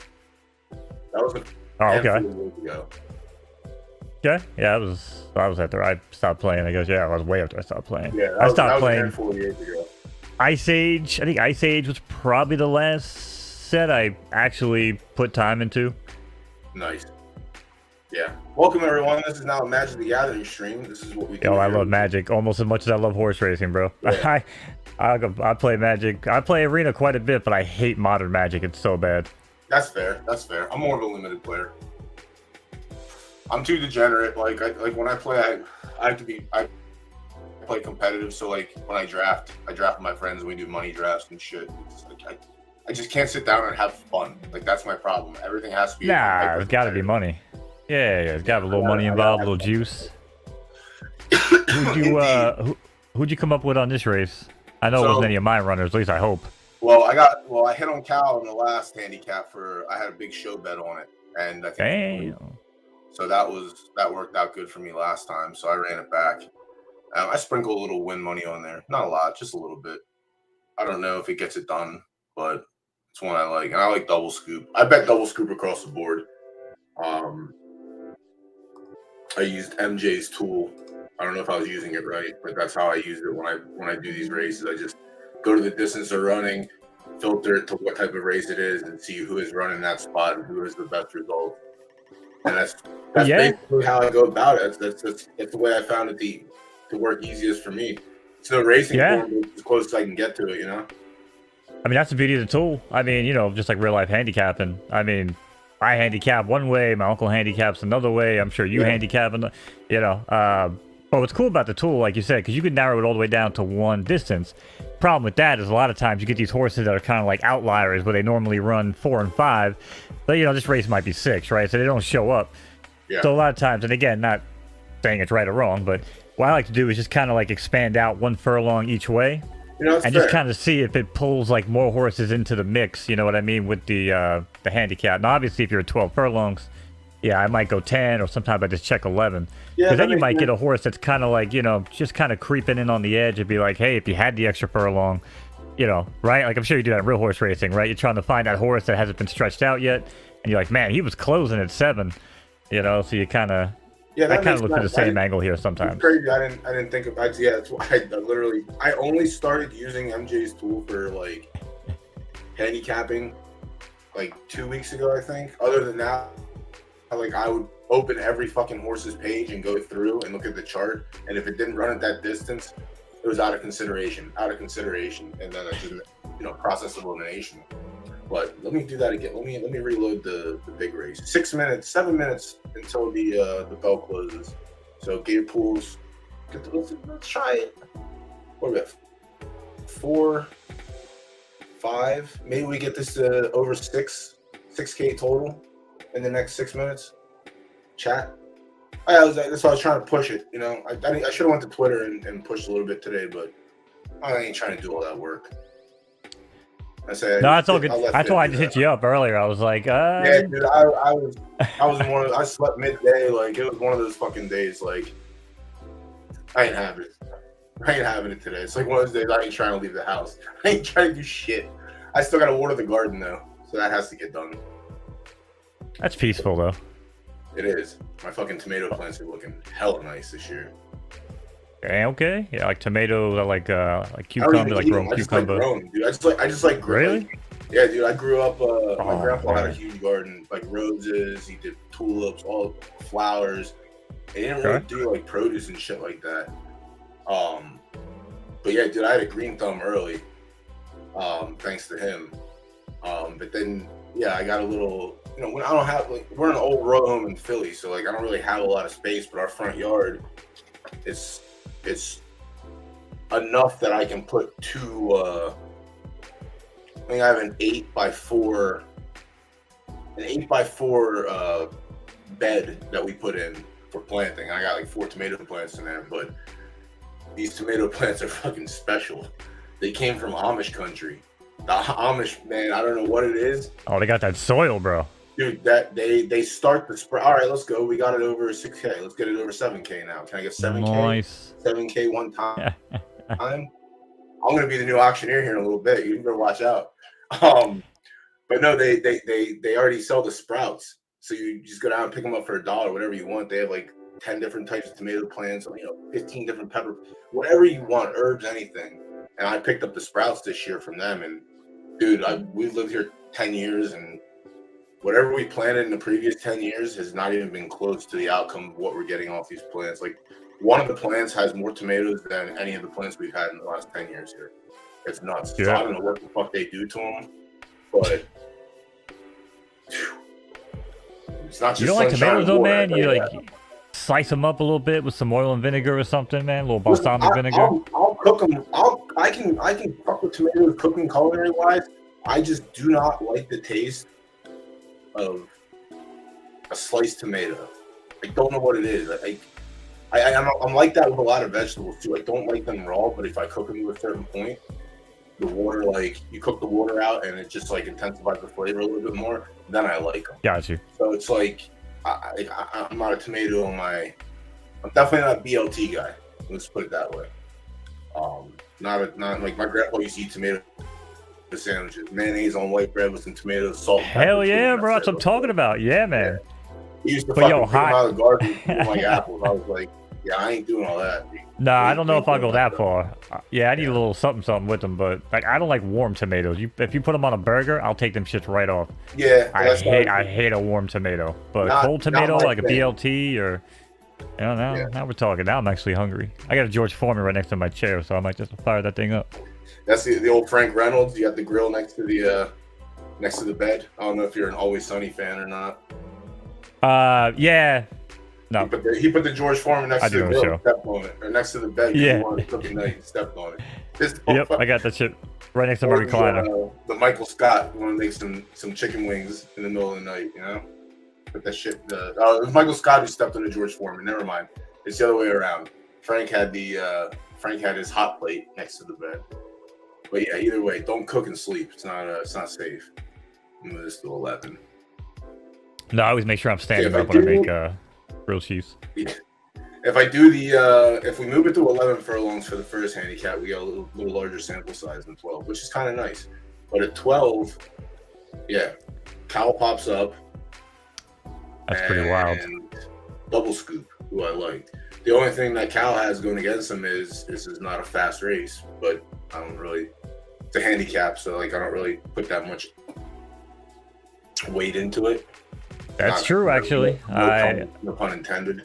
Yeah, I kind of get that vibe too, because sometimes I use the filters on the left. So if it's like if I know it's a soft, if it's a firm race, I normally might just look at yielding and firm, and I might not look at soft. But like I said, handicaps, I don't really think it matters. Yeah, I think it's going to be different. So if we do just slip it to sloppy only, we'll see what happens. 2 minutes to get your last bets in for this one. So yeah, double scoop still pops up. So I really like my win play show bet there. And then Black Hole Sun was the other one that pops up as sloppy only. So, but this is RTS. So this is off preference. Maybe that probably matters a little bit more because it's not turf. Whereas if you're RDS and RDF in a handicap, I really don't. It probably plays, but it probably doesn't play as much, just again because of the weight differentials. Right. But all right. So race 1 is about to close, so we'll move off of that. All right, we got over 7. Let's go. Let's get 8. Give me 8. This is the fucking donation hotline. Let's go. 1-800. Give me your money. Let's go. I'm trying to get a bet in here last minute.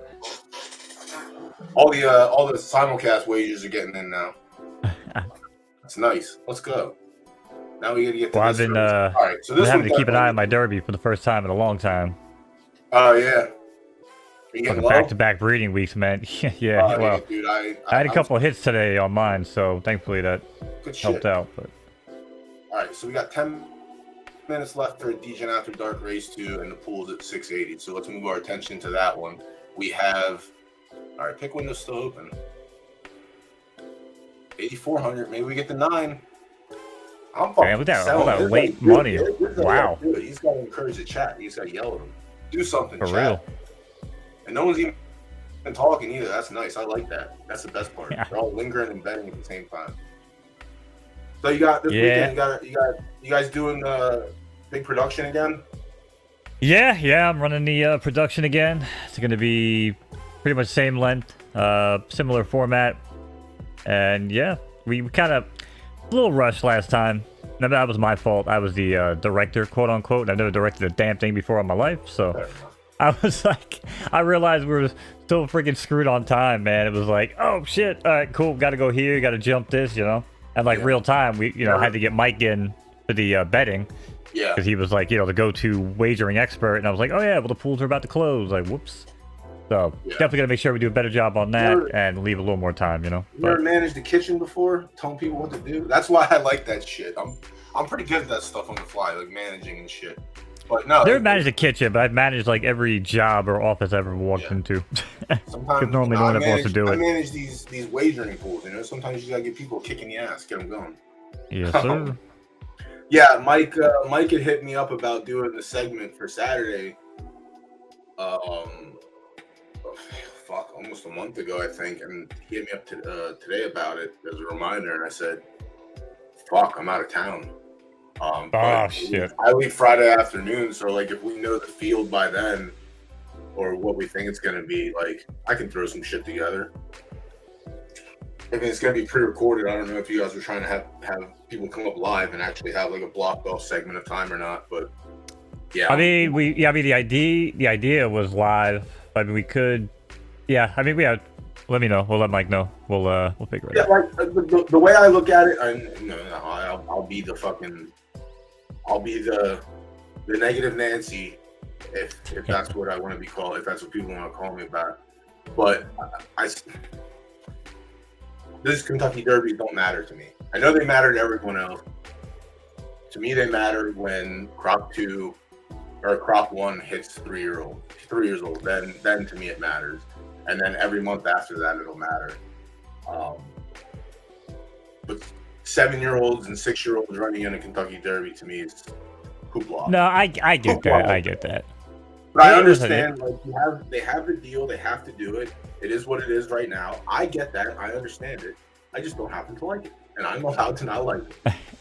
No, I listen. I mean, that's fair. I mean, the one thing I will say is that it's actually really good for me and I guess for Ian and the team too to kind of work out these kinks. Exactly. Yeah, like that's these. what I mean. It's good for y'all. It's good for y'all because it's practice, and you'll get it by the time. Like, you know what I mean? Like. Yeah, because the ones that you give a shit about, like I want to make sure that we're on point, and you know what I'm saying, we're running like top tier production, good handicapping segments, like we're trying to find our way. You know what I mean?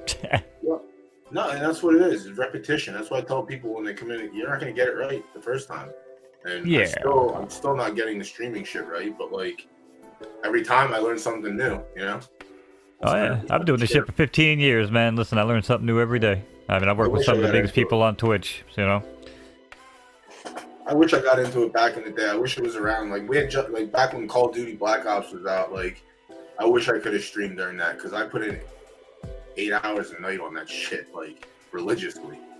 And the only thing to stream on back then was Justin TV. And I didn't know shit about streaming. So yeah, well, that's what turned into Twitch.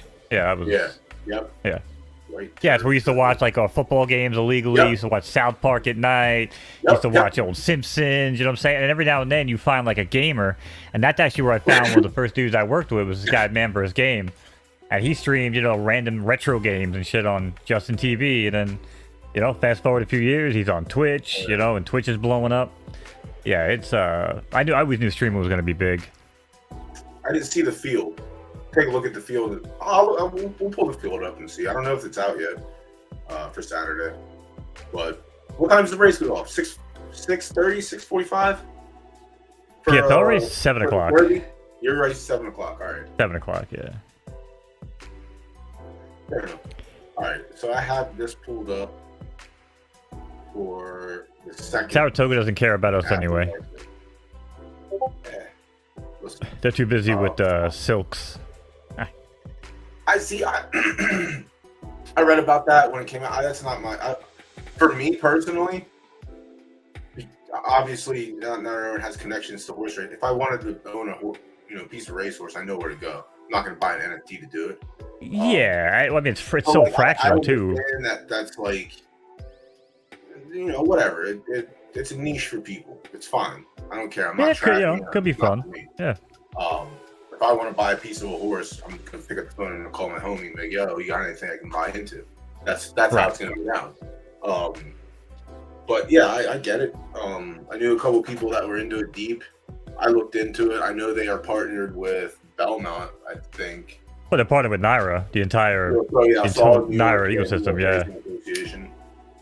That's what I'm saying. That's why we'll never see Aqueduct, Belmont, Saratoga. We won't see those tracks on Photo Finish, unfortunately. Yeah. But we can always see. I hope to see it. Well, I guess we kind of already had it with one of the turf tracks. No, with the hedges down at the rail. Am I tripping? I call every race and I'm like, I don't even know what the hell's going on half the time because I'm barely paying attention. The on game tracks. I'm like, hedges. I was like, yeah, there are a couple tracks that have the hedges. I was trying to think if Colonial had them. Well, I know there's a couple. I'm saying, but Saratoga is usually like where people go the iconic hedges on the the inner turf or whatever. Yeah.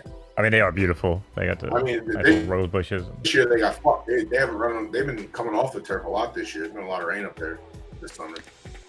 So dude, I haven't watched a real horse race in ages, man. All right. So, we got 1,200 with 4 minutes left. Money is in on Larry OG, the A+. See, I don't like betting A+s in the handicaps. That's just me, though. It's me personally. All right, so we move this out to 10 furlongs. Handicaps only. We're running on good. So let's put it on good and see what happens. 12 furlongs, huh? We'll leave it on good yielding. Good yielding. Let's see what comes up. All right.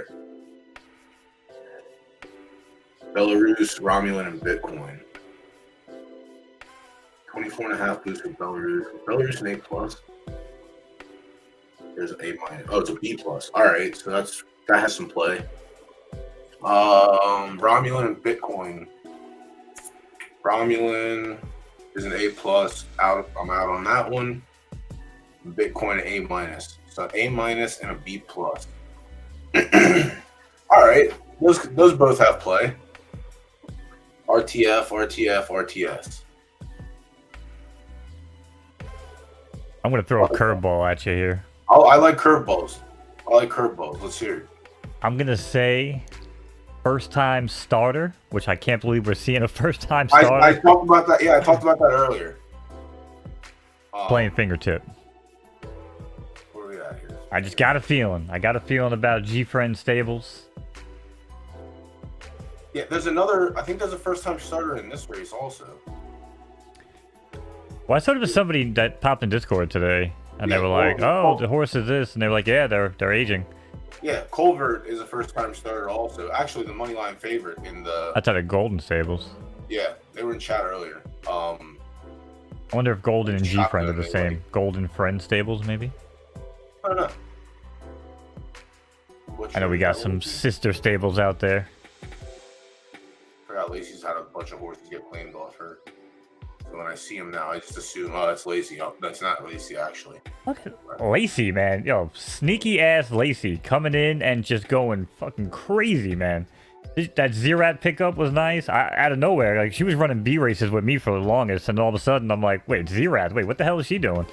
Like, Lacey did that in the other game as well. Like when she got her Z2 or Z, I think she got her Z1. Like it was quiet, and then, all right, I got my Z1. I'm good. Or I think she got a Z2. I can't remember. I think it was a Z2. Either way, at the time it was big because she didn't have something like that in her stable. So when she got it, it was good. She did all of her in-house breeding with it. So it's the same that she's doing here. But like the people that I know from the other game, this isn't a surprise. It's not as much as a surprise to me as it is to most people. It's like one of those things. That's why, like in general, when she buys a horse and says, "Oh, we're on ramen," I'll often comment, "What would Tish do?" And Tish is my friend that I own Grimwald with, who had the fastest trigger finger in Web3. He didn't stop and think. He just bought, and he did that with the horses. Bought, and I often Race joke in that 5 seconds, by the way. Lacey hung out. Lacey hung out with them. I got you here. I'll get you on. All right, so I have to close all these out, right? Yep. Let me get you pulled up here, full screen. All right, thank you. Here we go. Take it away. All right, degenerates. Time for another week of Photo Finish After Dark with DoughBoy. We got 16 locked and loaded. Race 1, 12 furlongs, and they're off from Victoria Raceway, and it's Let's Rock along with Dinosaur. Dinosaur out there in the front now with Let's Rock. Then comes Parmesan Patty. Culvert for fourth. Then comes Double Scoop, fan favorite. And now it's Black Hole Sun. Going to trot up into top 6 here, round out the leaderboard as this field heads down the backstretch for the first time. And lo and behold, up top, it's Bigfoot Stables runner Dinosaur showing the way now by 2. On the outside, there comes Let's Rock, who wants a piece of the action here early on and goes right on by to take the lead. Dinosaur drops back to second, not third, not fourth, but off the entire freaking board. That's about par for the course here for Bigfoot Stables, but enough about me. Back up front, it's Let's Rock. Let's Rock with a half-length lead now. Butcher down at the rail, then comes Tattoo Runner, passed by Culvert on the outside. Double Scoop still there in 5th, carrying 5 pounds, and it's Attack in 6th now at 64-1. A half mile and 53 and change as this field heads past the leaderboards, or heads past the clubhouse even for the first time. As they pass the wire, everybody wave to your current leader. It's Let's Rock. Let's Rock's just going to gallop on by here, leads the way over 2 by Attack. Culvert sitting tight on the outside. Butcher still down the rail in 4th. Then it's Shotgun, new name here, moves up into 5th. And Black Hole Sun, won't you come, all the way up into 6th now, making 5th as they are rolling tight, 3/4 in 119. And Let's Rock still the one to catch. Right on cue, announcer cursed, it's Butcher, had enough of that, and gets off the rail, takes the lead of their own. Now it's Butcher up top, leads by a length, Shotgun there on the outside, but Let's Rock wants to battle back, and it's Let's Rock down at the rail, sneaks right up on by, and regains the lead, along with Culvert. These two now, neck and neck. Butcher's back there as these 3 are joined by Black Hole Sun. There's a lot of action here. I can't even keep track, but they are making it interesting, folks. 1 mile and 147 as they head to the far turn. And it's Let's Rock back again, but Black Hole Sun will not be outdone and runs back to the front. Black Hole Sun still by 2 now. Parmesan Patty looks to get rolling here. Culvert still there. Shotgun and Let's Rock. One-time leader not there, but it's Black Hole Sun as they take this field to the top of the turn. And it's Black Hole Sun by 1. Parmesan Patty is trying to make a run at it. Shotgun is trying to split horses, but it's going to be too little too late. And all they can do is watch. It's going to be Black Hole Sun here past the 8th pole over Parmesan Patty. And it looks like Shotgun going to hold it up here for 3rd. 16, 12, 9, order of finish. 64-1 in the place spot. Sheesh. No respect. Well, that did not happen. That is not what I expected. Obviously. Yeah, anyone have that one on their freaking bingo card? Who won that race? Black Hole Sun. Black Hole Sun. Won't you come? 5-1, so it was bet down a little bit. Oh, he was getting bet, okay. Someone knew I was the A. All right, so an A got there. No A+ action. Parmesan Patty A-. Left turf soft all the way out. Lightly raced. All right, so that's nice. A little 64. So they'll get a nice little payday on that. I know no one had a place bet. Damn. Or a show bet. Only a win. Ugh. Rough. Wah, wah, wah, Yeah, wah. exactly. And then Shotgun, the 9, the other co-favorite. Someone's gonna collect there on the show. Yeah, you want a soundboard? I don't know if this will come through for you. Oh, wait, no, it won't. All right, so congrats to Prestige Worldwide. Worldwide. All right, let's get the other one pulled up. I'm pretty sure wagering closed on that one. So, all right, we got a small pool. We tried. Can't do a lot. Can only do what we're given. That's it. It is what it is. All right. David said, good call. Thank you, sir. Yeah, that was a Appreciate great call. Tell me, man, every time better and better. Better and better. Thank you. Oh, we got 35 minutes for this one. Holy shit. Yeah, it's like 6 minutes. Yeah, it's like 6 minutes of the second race and a huge gap. Well, at least we still have the wagering window. All right, so we can't. This one's not going to go to the contestants of After Dark Race 2, but at least we got something to wager on here. So we have 34 minutes until that closes. So I guess we can look at this one a little bit more in depth. So what do I have over here? Happy Enchilada, right? We got a place and a show wager on Happy Enchilada, but no one else bet in the play spot, so that's getting refunded. And a couple sprinkles in the show pool. But overall, consensus is Fingertip. First time starter. So we'll see what happens. And then Jet. Does Jet have a chance, or is it off preference, everything that you put in here? Off prep, yeah. Fair enough. Someone mentioned Into Trouble. They liked that horse earlier in chat. So I don't know if that's... I think Into Trouble's actually won off prep and on the sloppy track. Yeah, that horse is something else. Clear list. Yeah, I couldn't believe Double Scoop lost at the end there. What the fuck did I just do? What happened here? I will do all.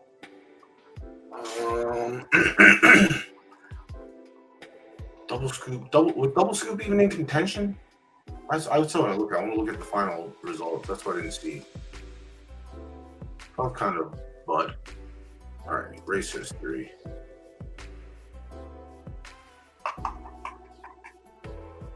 Refreshing. Shout out to Verizon. Didn't fuck my stream up once tonight. Not once. Well, there you go. Double Scoop shit the bed. Holy hell. We got Cow Fios. shit the bed. Ugh. Verizon's ass. I hate Verizon, but I love Verizon tonight.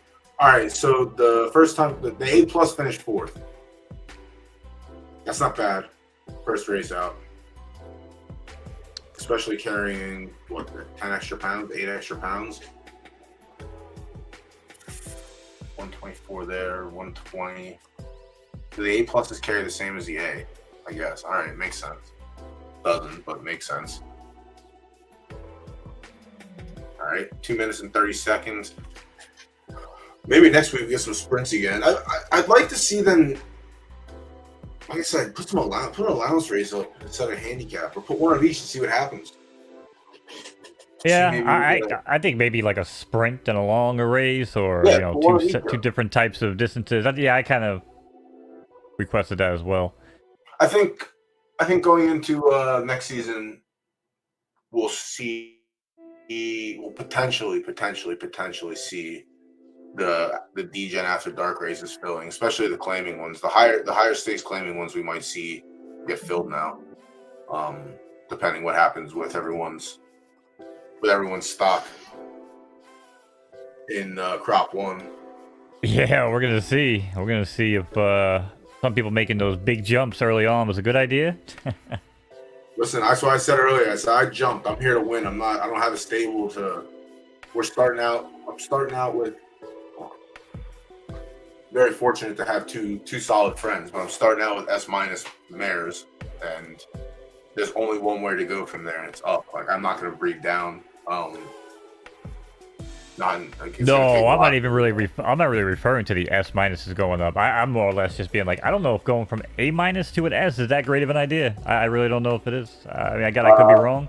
I took my B plus to an S two months in a row. Ask me anything. I mean, we'll see. We'll see. I mean, the more I see of those breeding reports, I'm like, that might catch a really low roll on something, but maybe not. Maybe I'm absolutely wrong. So if you have I feel like my situation is different with these two because the B plus can't run for shit. So I don't want to rely on maybe that's something that you take and build out your tree with. But I would rather just hit that with the best possible S I can get and try and pop out an A or an A plus that can not dominate but be consistent. It's gonna have 6 it's gonna have like 6 preps though, right? I mean, if you go, I mean, what these S's? I mean, we're talking like 6, 7 preps. Most of them have like no stars. That's why I just wonder if going up so high, you know what I mean, and getting that base with the low preps, and then you got to go up again to low preps. I mean, it's just gonna knock them down even more.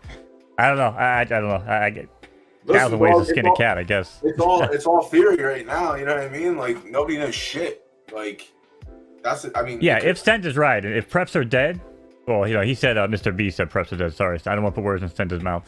But I know he was memeing it. I know he was memeing it. But yeah. if that's true, then you know, I just felt like for me personally, if I played the prep game early with a base, I could always jump up. You know what I'm saying? The same way. Yeah. Whereas if you jump early and lose the preps, you have to kind of start over to get those preps back. You can't really. I mean, you could jump back, but now you're a generation deeper, right? It's gonna be crazy, man. I can't wait to see all this shit go down. Yeah, that's what it, like I said. There's people that are gonna take their time and build the street. Oh shit! Oh yeah, the race started, I think. That's the problem. You can't fucking. You good? Can't have nice things around here. Oh shit! What are you doing? What's going on? Sometimes if you got 2 windows open, it'll. No, I closed it. Oh, you okay? Why you need work, bro? We're getting rugged, chat. Oh my god, we're cooked. Yeah, what's going on here? Don't do this. You just got done praising Verizon too. Yeah, it's not my internet. This has to be fib. This has to be fib, right? 100%, always fib.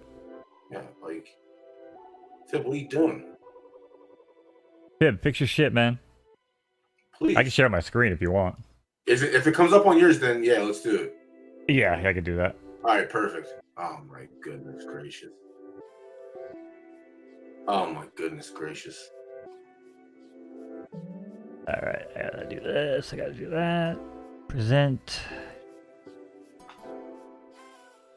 Don't blur out the winner in chat, all right? Don't do that. All right, it's all you. All right. All right, ladies and gentlemen, a little bit of a technical delay there, but we appreciate you sticking with us. Time for race 2 here on After Dark with DoughBoy. Don't forget to follow that channel if you haven't already. Gotta get this man a sub button. We got 12 horse field, and they're off from Fuchu Racecourse. Bitcoin breaks best of it from in between horses, then comes into trouble. Bigfoot stable runner there. It's Fingertip alongside him. Then comes Romulan in fourth. Travel along in fifth in the White Silks. That's Larry OG. And then it's Jet on the outside there in the 9-hole, carrying 5 pounds for Bigfoot stables.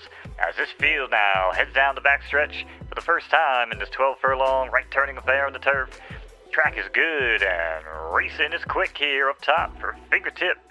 Fingertips had enough of this one and yoinks the lead from Bitcoin. Larry OG still there in third. Another break of 2 comes Happy Enchilada. Never met an enchilada that was unhappy. This one in particular now runs along here in fourth. Jet's there in fifth. Still carrying 5 pounds. No change there. Satisfied my soul in sixth. As they head down here past the clubhouse, half miles come and gone in 52 and change. And it's Bitcoin who regains the lead here and sits up top, now joined by Larry OG. Larry OG wants to have this picture taken here as they cross the wire for the first time. You gotta run around again there, Larry. Everybody wave to your current leader, Larry OG. Up top, break 2, there comes Happy Enchilada. Bitcoin travels along in third as these 3 start to run off into the sunset. Fingertip might be the announcer favorite, might be a little biased there, travels along in fourth, the outside of Belarus. Into trouble, still tracking along here in sixth, trying to make some noise as they head around the turn, 3/4 in 1:23 for Happy Enchilada. Happy Enchilada now dukes it out here on the outside with Bitcoin. Bitcoin regains the lead. Happy Enchilada is just going to relegate back to second in track. Belarus still down, up in third. Fingertip trots along here in fourth in stalking position. Anybody's game here up top for Bitcoin. Bitcoin, though, tries to scoot away from the pack and leave him in the dust, but Happy Enchilada is not able to keep up. Belarus, though, sneaks on through for second down, tries to challenge the leader. Bitcoin now that I think that Happy Enchilada did not like that sentiment from the announcer and regains this one 1 mile and 1/4 and 2:10. And I can't believe how long I talk straight sometimes. As they hit the top of the stretch now, it's Happy Enchilada trying to hold on, but he falls apart and melts away. Happy Enchilada waits another day for Bitcoin. Bitcoin splits him. Don't let the good Lord hit you. It's going to be Belarus off the rail now and look at Patel, but Bitcoin try to hold on here past the 8 pole. Bitcoin on the outside, Belarus on the inside. Not going to be enough. It's going to be Bitcoin over Belarus and Happy Enchilada. Obviously, I hyped up Happy Enchilada too fast. But we catch our show ticket, baby. Let's go. Nice. There you go. No one was in the place pool, so I was happy it didn't run second. But I get that one back. But we had a little show money. That was a good call. Yeah, man, you're getting better and better, man. It's good stuff. Okay. Yeah, so it'd be nice if I actually practiced. Well, that's what happens. You have all those months of beta practice, and then you can take it easy, and then you know when to turn on the, when to flip the switch, as they say. Well, I think the problem is I practiced a lot during the beta when we had a lot of racing. And like you kind of say, like the 4-horse racing, 5-6-horse racing, right? It's tough to watch, even tougher to call. I mean, there's a lot, not that many moves, not that much action. The lead changes are minimal sometimes, right? So, I don't know. For me, it's kind of like, I'm kind of waiting. I'm really hoping, I know you said you're going to be live for Foles Day too, so, I mean, we'll probably have a couple people live that day, but if you need calls and shit, just let me know. We could always dual cast it up for a little bit, and I'll jump on if you want some calls. Need some calls? Yeah, it's gonna be a day. I tell you that. I might do Monday. Might be a two-parter. I don't know. I might stream early and I might stream late. Just depends on what the schedule ends up looking like. Well, I mean, I'm definitely gonna stream when we run our poll, our Grimwald poll. 100%. Definitely gonna stream around that. I just have to figure out what I'm doing with that. I kind of want to see if they do. Remember during beta they would do the high stakes maidens. It'd be like 5K entry. Oh yeah. I kind of want them to do that this time around because I don't want to. I feel like I can win. I can win the maiden race if I run the maiden race first time out with our little baby, a little Foldy Wolsey. I'm just gonna pull him up on us. Familiar with Yeah, I read the article. I'm gonna wait to see the before I that's say what anything. Monday's gonna be. Also, Monday's gonna be a lot. Monday's gonna be full reveal. Monday's gonna be maidens, and Monday's gonna be talking about the schedule. That's 3. Well, I think we're gonna know before Monday. I mean, that schedule is gonna be generated because we're gonna be able to enter our horses in the race probably going on like 2-3 days beforehand. You know what I mean? Sure. Well, if it works the way it used to. Yeah. Where at the tech, like it used to know how old the horse was gonna be or out of rest.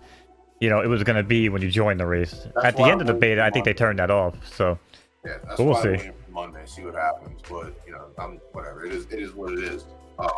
But like when I was going over the, I guess go fuck myself. When I was going over the blog, racing doesn't mean the schedule has to be on for like the changes that they made to matter. I guess. Shit, what am I talking about here?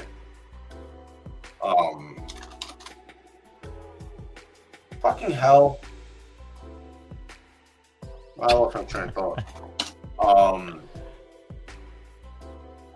As long as they did the schedule set up properly, and we know where we're running, because like our exhaustion goes back to like it's changing, right? Like we're going back to how it'd be 2 days, full 24 hours, and then how long for the cooldown? Like, so it's every 2 days at that point. We're not gonna be running every 24 hours. Right, yeah, it should be 24 and 24 if it goes back to what it was. So planning your races out, like all the shit that they said in the blog, like with exhaustion and injury and stuff, is as long as they have places for these horses to run, so they don't have to like risk running in exhaustion. Which there's gonna be people that do it, and they're gonna learn the hard way. I went over it with the bet build, like We paid funny money for bet builds and beta. It's not funny money anymore. So if you want to take that risk and try and get a race in before your cooldown's on, that's a risk. I don't also know if those those vet fees were legit though in beta. I think I actually in that on a show at one point. I'm just assuming that they are because I don't know. I don't fucking know. That would be a lot of money, right? Would that be like $75 if I'm not mistaken to like repair your horse? Like that would be a little. Yeah. That's what I'm saying. Yeah, I mean, if I pull a hammy and it costs me $75, I mean, your ass is getting shipped to the barn, dude. You're done. Dude, that's what it is. I mean? It was like $75 bill in the game, $50 bill in the game doesn't seem like shit, but IRL that's a $5,000 bill. So, yeah, I mean, listen, $5-10. Listen, I understand the real as it gets. Tagline. But if you want people to come in, you got to gamify the shit a little bit. I mean, $5-10 injuries. I mean, yeah, people probably look the other way and be like, we're just helping the ecosystem. But I mean, that shit gets out of control. Like, if it's an injury that happens in a race outside of your cooldown situation, I feel like you shouldn't be penalized. Especially then, yes. If you rush in because you just want to fucking rush your horse in. That I agree with. You should have a that I agree with. Okay, yeah, I'll agree with that. But I definitely think it's going to be something. I mean, if they have it, I mean, I don't even know. Like, it's all speculation, obviously, unless they actually are going to, bring it to the front to be a thing. But yeah, like if you get injured outside, because it's different vet bills vary. If you want to stay along this real as it gets side, different vet bills vary. But if it's race related because you rushed in during its cooldown phase, then it sucks to suck, bro. You knew what you were doing. You knew exactly what you were doing. Yeah, no, like I said, that part I absolutely get. I'm saying, but if you do the right thing and you're racing, within the proper windows and this and that, and your horse freaking pulls a hammy and they're like, all right, $135. I mean, I know, because I have a lot of people that, they don't really even watch the races half the time, but they want to know, like, what's everything costing, what's going on with the breeding, they're more concerned about the ecosystem than the racing sometimes. Yeah. And even like the article today, like they hit me up and I'm like, I don't know what the new prices are. I'll let you know when I find out. But I'm like, I don't know. I was like, you'll know what I know. But the 30, like just the cheaper prices for the 2-year-olds. I mean, that'll be good, but we'll see. I'm gonna stay tight-lipped for now. For me, like I said, I want to be able to run my horse in the highest. Like I paid to get this breed, so I obviously think that we have something. So like, I'm gonna test graded stakes because I haven't asked, so I should fit. Like I don't have a dirty horse. No, that makes sense. So like, yeah, that makes sense. I'm talking about the people coming in with the A minuses and even the B pluses and shit. They can vary it out. I mean, I feel like they can. Well, I'm saying because early on it was like you raced a maiden for $4 to $5, and then went right to a $20 second, level racing. That's the cheapest racing there was. I imagine, like. Yeah, well, that's what I'm saying. Like, it depends on what the the sliding fees are or whatever. But like, because I have people that hit me up all the time, and I ain't never gonna name names, but it's like there are people that want the other game pricing for races, and if we ever hit that, I'd be pissed. Like, I don't want $1, $2 races ever. You know what I'm saying? Like, that's wild. 100%. But yeah, I'm likely out if that's the case. You put me at a 600. When they had the $1.50 entry for entry tag for the claiming races when they redid them, like I was definitely very vocal about that. Yeah, no, I know, and I agree with you. I agree with you on that. I do not think we should ever have a race entry under $5 in this game. I would agree. I think $5 is like bare minimum. Yeah, and like I said, I like the the 600, 975s, like that range for like the lower entry horses. And then if you have a good horse, you bring their ass up, and you don't want it. You shouldn't be racing those freaking races, obviously. But you gotta. It's not even like you have to. It's just like it's Sport of Kings for a reason. Like it's not a cheap entry. Like it's not a video game. Like this is a fucking. Now we're playing chess. Like we're playing a long-term story mode game, essentially. Nah, because Saratoga, Churchill, they don't exist without Delta Downs and freaking Charlestown. They don't exist without those shithole tracks, man. That's what I'm saying. That's where I think I disagree with a lot of people, man. Like I think we're targeting the Sport of Kings people when we should be targeting the other spectrum that I target. That's where I think that. I mean, that's just a difference of opinion, but. I don't know, man. Have you ever been to Charlestown? Yeah, I've been to a lot of tracks. I'm just saying, it's just a lot of low entry racing that Yeah, Yeah, the I mean, you bull can ring say it's had, boring. for the longest time, the bull ring and Penn National had the lowest claiming prices in the country at $2,500 claimers. That was a fucking sad time. But once casinos were introduced, those went away. Those were no longer, they didn't exist anymore. Like 4K was like the minimum at these tracks then. But Charlestown still ran 2,500 claimers. That's fucking low in horse racing. If you were shipping to Charlestown, you were taking that horse and you weren't bringing that horse back one way or another. You were either giving it to someone after the race and let them try and run it down there in a cheap claim. But like most racetracks had a thing. If you ran in a claiming race that was less than so like at Parks, 4,000 was the bottom. If you shipped out to run in one of those $2,500 races, your horse wasn't allowed back in if it didn't finish first, second, or third. So if you didn't finish first, second, or third, you were leaving that fucking horse with someone. So that's like I just don't know. I just don't like the cheap entry races. That's just me. I'll be a curmudgeon about it. I'll be the bad guy. That's okay. I like to treat this game as like. I just look at the average Joe, man. Like I said, the average Joe ain't coming in. I don't want it to be like. I don't want to grind dollars. You know what I mean? Like that's not my thing. That's why there's the other game for that shit. Like I don't want to grind dollars and $1.50s. I want to pay. No, I was gonna say, but it should never. No, that should never even be about that. And like I said, I've always said, like I kind of like you said, $5. I think that might even be a little on the low end. I kind of sit maybe for like the low end claimers.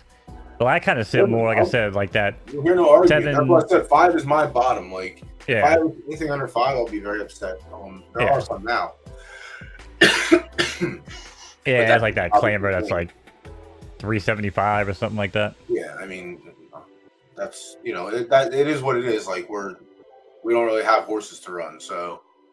But like when we get a fully functioning ecosystem where like we're able to fund these or fill these races, I would like to see $5 bare minimum. Like I say, even less. Even less. I don't care. No, the problem is not though. Even less than 5, but like $7.50, $8. You know what I mean? Like yeah, somewhere around there. But yeah, as I said, $5, $7.50. Because I think the problem is now. I kind of knew this was gonna happen. I said the dark days of racing. We actually had more racing, I think, than anybody expected. But a lot of people did get antsy, and I think one of the things I noticed that I totally disagree with is like the idea that raise entry fees because if I don't hit top 2, I don't make any money. And like I said, yeah, because we're running 4 or 5 horse races. Like once you start like I run 8, 12, 10 horse races with my other horses sometimes, and like the payouts are nice, even when you're running a 700 allowance. But if you're running 4 or 5 horses, it doesn't feel worth it. But I feel like we couldn't make changes based on that because we're gonna get such an influx of horses. I mean, that was just my argument on it. It's a crown. I mean, the crown stimmy helps when you run those, especially now. Crown stimmy does help, yeah. It does help. But that's that's another thing you have to pay attention to. Like, is the race you're entering at $8 entry with a $2 crown stimmy, or is it one of the ones where it's $8 entry and you get a fucking $5 or $6 crown stimmy? That's what you have to look out for. That's going to be the one thing to pay attention to. So I feel like we might have some. I mean, there's going to be a lot of crown grinding in the next week until Monday comes, and as long as the price stays up as the way it is, so we might see more than 4 horse fields, which is nice. So there's a lot of races that fired today that just weren't 4s. There were 6s and 7s, which was nice. There was a couple full fields. It's pretty cool to see. So let me see what we have here. We have 11 minutes until the next race. This is the MJ machine. This is what it spat out for. The race is 10 furlongs fast. Fast. So I have it on 9 and 11, and this is what we have. I'm gonna pinpoint it to 10 in a minute, but who you want to be is who I bet in this race. The S is out on bail, going way off pref to left dirt, not a right turf. So, yeah, it being an S might even still be enough for it to hit the podium, but I do not have any weight on that horse at all. Let me close this into 10. Close it into 10, and it's out on bail. Be who you want to be in 32. So I think there's 2 A pluses and yeah, A plus, and then F. I'm in on Be Who You Want to Be for this race. Who do you? Yeah, it seems to make the most sense. Who do you like here, Mo? I mean, I don't know. We'll see. I've only gotten. I'm one for two tonight on hitting the picks. So we'll see what happens. Maybe Be Who You Want to Be cashes me out real nice. But the 3 horses that are picked for there have all hit the podium outside of Out on Bail, which is a left dirt firm and not a right turf. But 32 has a win and a second in 2 races in the claiming field. So yeah, I'm kind of looking at 32. I mean, you're getting decent odds on that too. It's hard. It's nice when you have the S. Like, it's not nice, but like if your A plus is better than the S minus, you're getting kind of nice odds. Jackie Moon is a low level fucking claimer. That horse is just in here just to be here. Just was popped off. Then 1 for 20 though, man. Yeah, 1 for. No, I don't want to place a claim. No, thank you. Yeah, 1 for 20. This is Crimson Racing's old horse. He had this one in his wallet, and I think it got claimed or he sold it. But I mean, he'd probably compete in the 10K claimers, since that's where all the fucking A pluses are nowadays. It's kind of crazy. The A that I claimed a few weeks ago, I thought I would be able to grind 10 and 15K claimers, and it's definitely been hard because the A pluses are dropping down in the last couple of weeks. So I don't know. Do you have claimers, or do you just have your handicap horses? Yeah, I got claimers. Yeah, I've come to the realization that my entire early barn was absolute trash in claimer bait, 100%. But thanks to the community and doing what I do, made some moves, and yes, my most recent horses I'd say are probably more, we'll say restricted stakes runners. I'm not going to say anywhere near a graded runner yet, but depending on who I bred with, some of them I feel like might be pretty damn good. We'll see them. Yeah, I'm definitely excited to get this one on the track. Very excited. Like I said, I think we're hitting this. I'm gonna hit this breed back up either this week or the following week. I'm gonna run back the first 2 breeds I did. So I'm gonna go to Zeus and I'm gonna go to Ace King again. Did you grab Philly out of those the first time, or you got a Colt? No, got a Colt, but that's fine. I'm all right with that. That means I can race him until his legs fall off. And that's the Colt there. Okay, yeah, gotcha. That's the one that's race ready on Monday, and then the second one we went to Zeus, and we stayed at S minus. We lost a preference on firm, and we ended up with a Philly. So I'm okay with that. I'm okay with both of the foals so far. Disappointed because I would have rather been switched. I would have rather had the Philly from Ace King, right, and the Colt from this one. But now I like that you stayed at an S minus. I like that, but yeah. But yeah, we'll see. Well, actually, with the new schedule though, right? They're gonna be running. Was it A?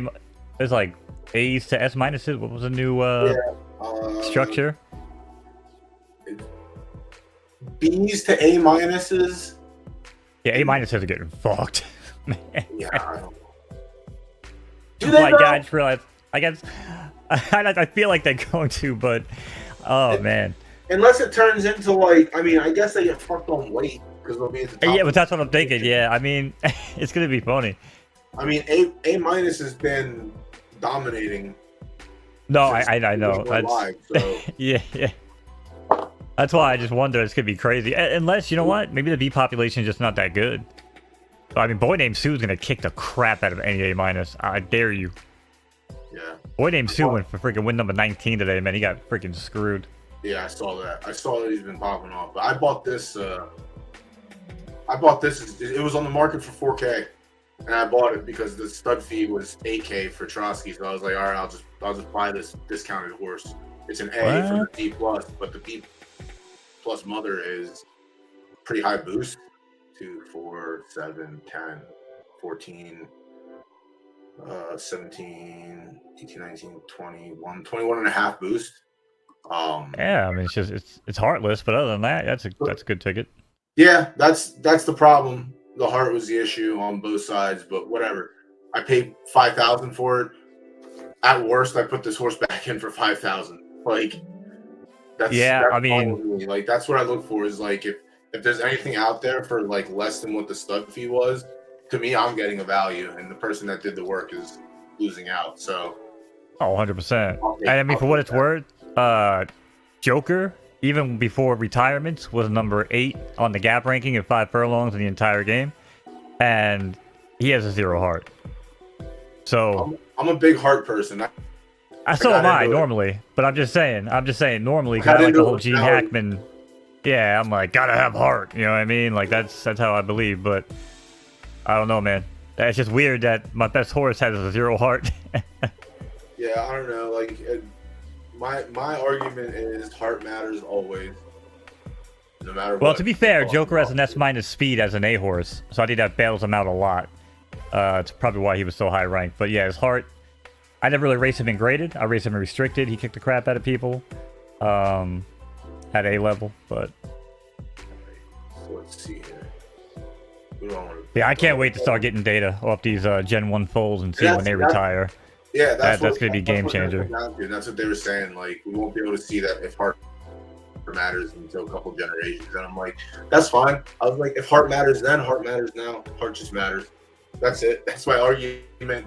Like I'm not smart enough to pull. Like I want to pull the races where a horse with 3 heart like edged out a horse with 2 heart, but the horse that had 2 heart was the better horse.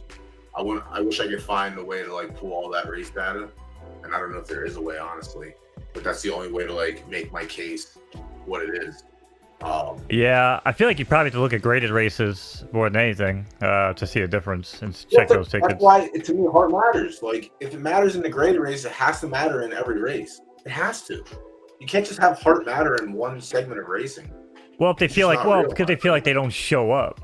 Because I Sure. mean, horses, you know what I'm saying? Like, because I mean, horses, you know, like from hanging out at the tracks and stuff, like horses are very aware of like, you know what I'm saying, the crowd and the people and like the Yeah. love and everything going on. Like so they do get amped up, you know what I mean? That's why I say I wonder if that's the play on it, right? And even like the early language in like the FAQ, whatever, kind of, you know, said it that way. We'll see. So I don't know. We got 2,800 in the wager pool for this one. Let's see if we can get it up over 5K in 2 minutes. Probably not. Yeah, we probably could. There's some D-gens out there, but we'll see. There is money spread across the pool, so the only 2 horses without a place in a show. Actually, you know what?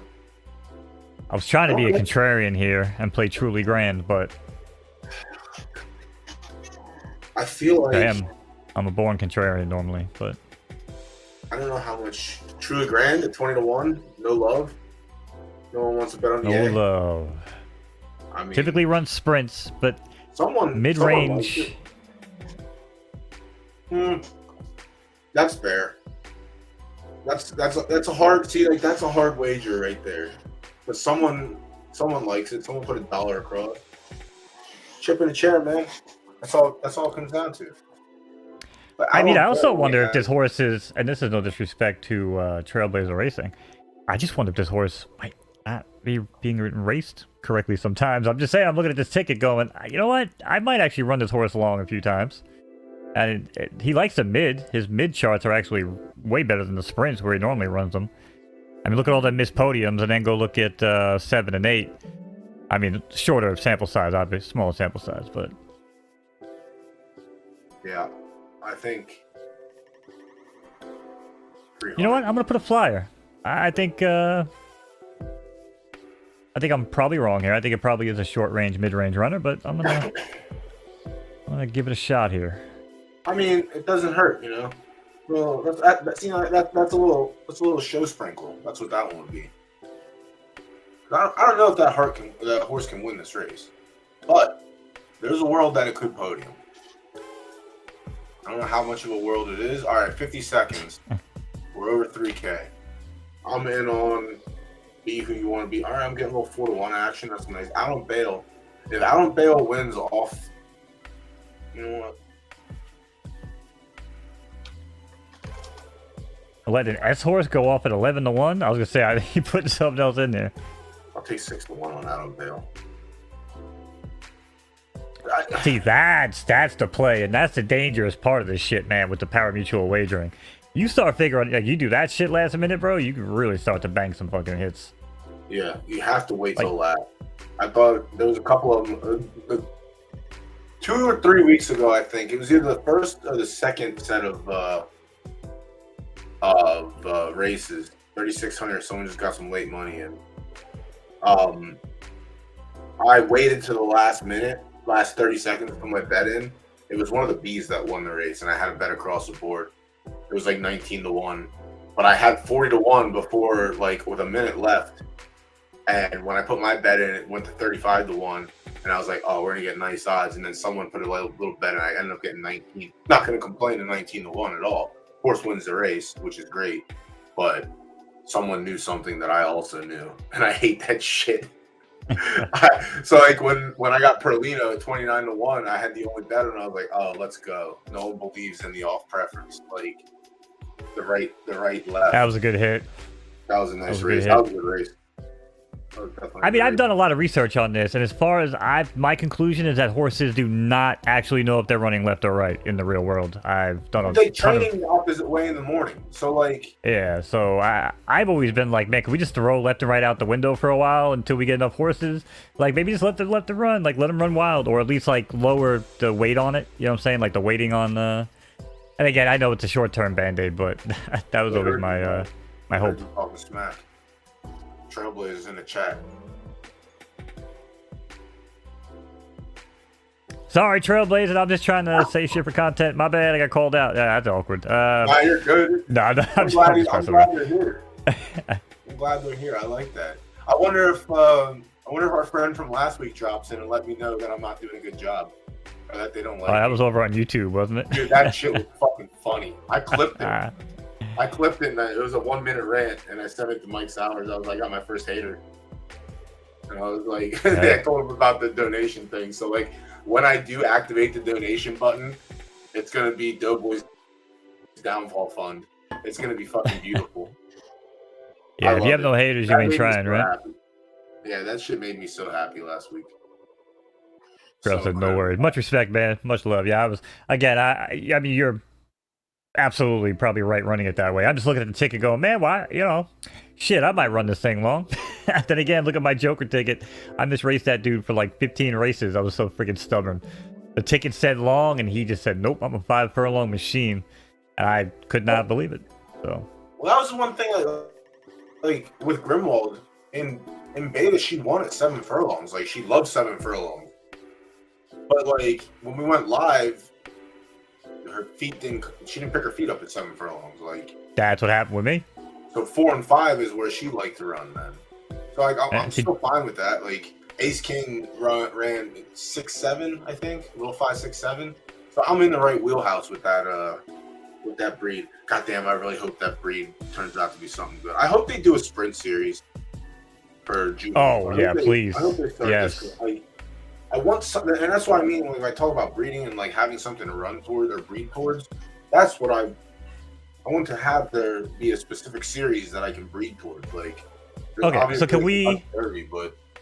Okay, so can we then at least maybe come together on something where, because they're gonna have it where track owners can actually set the races right soon. So we need to set it up where if they don't give us a Breeders' Cup, we need to go out and get these track owners to be like, hey, listen, we just streamed the shit, call the races. Let's set these things up. Like, we can create these Breeder Cup type, events.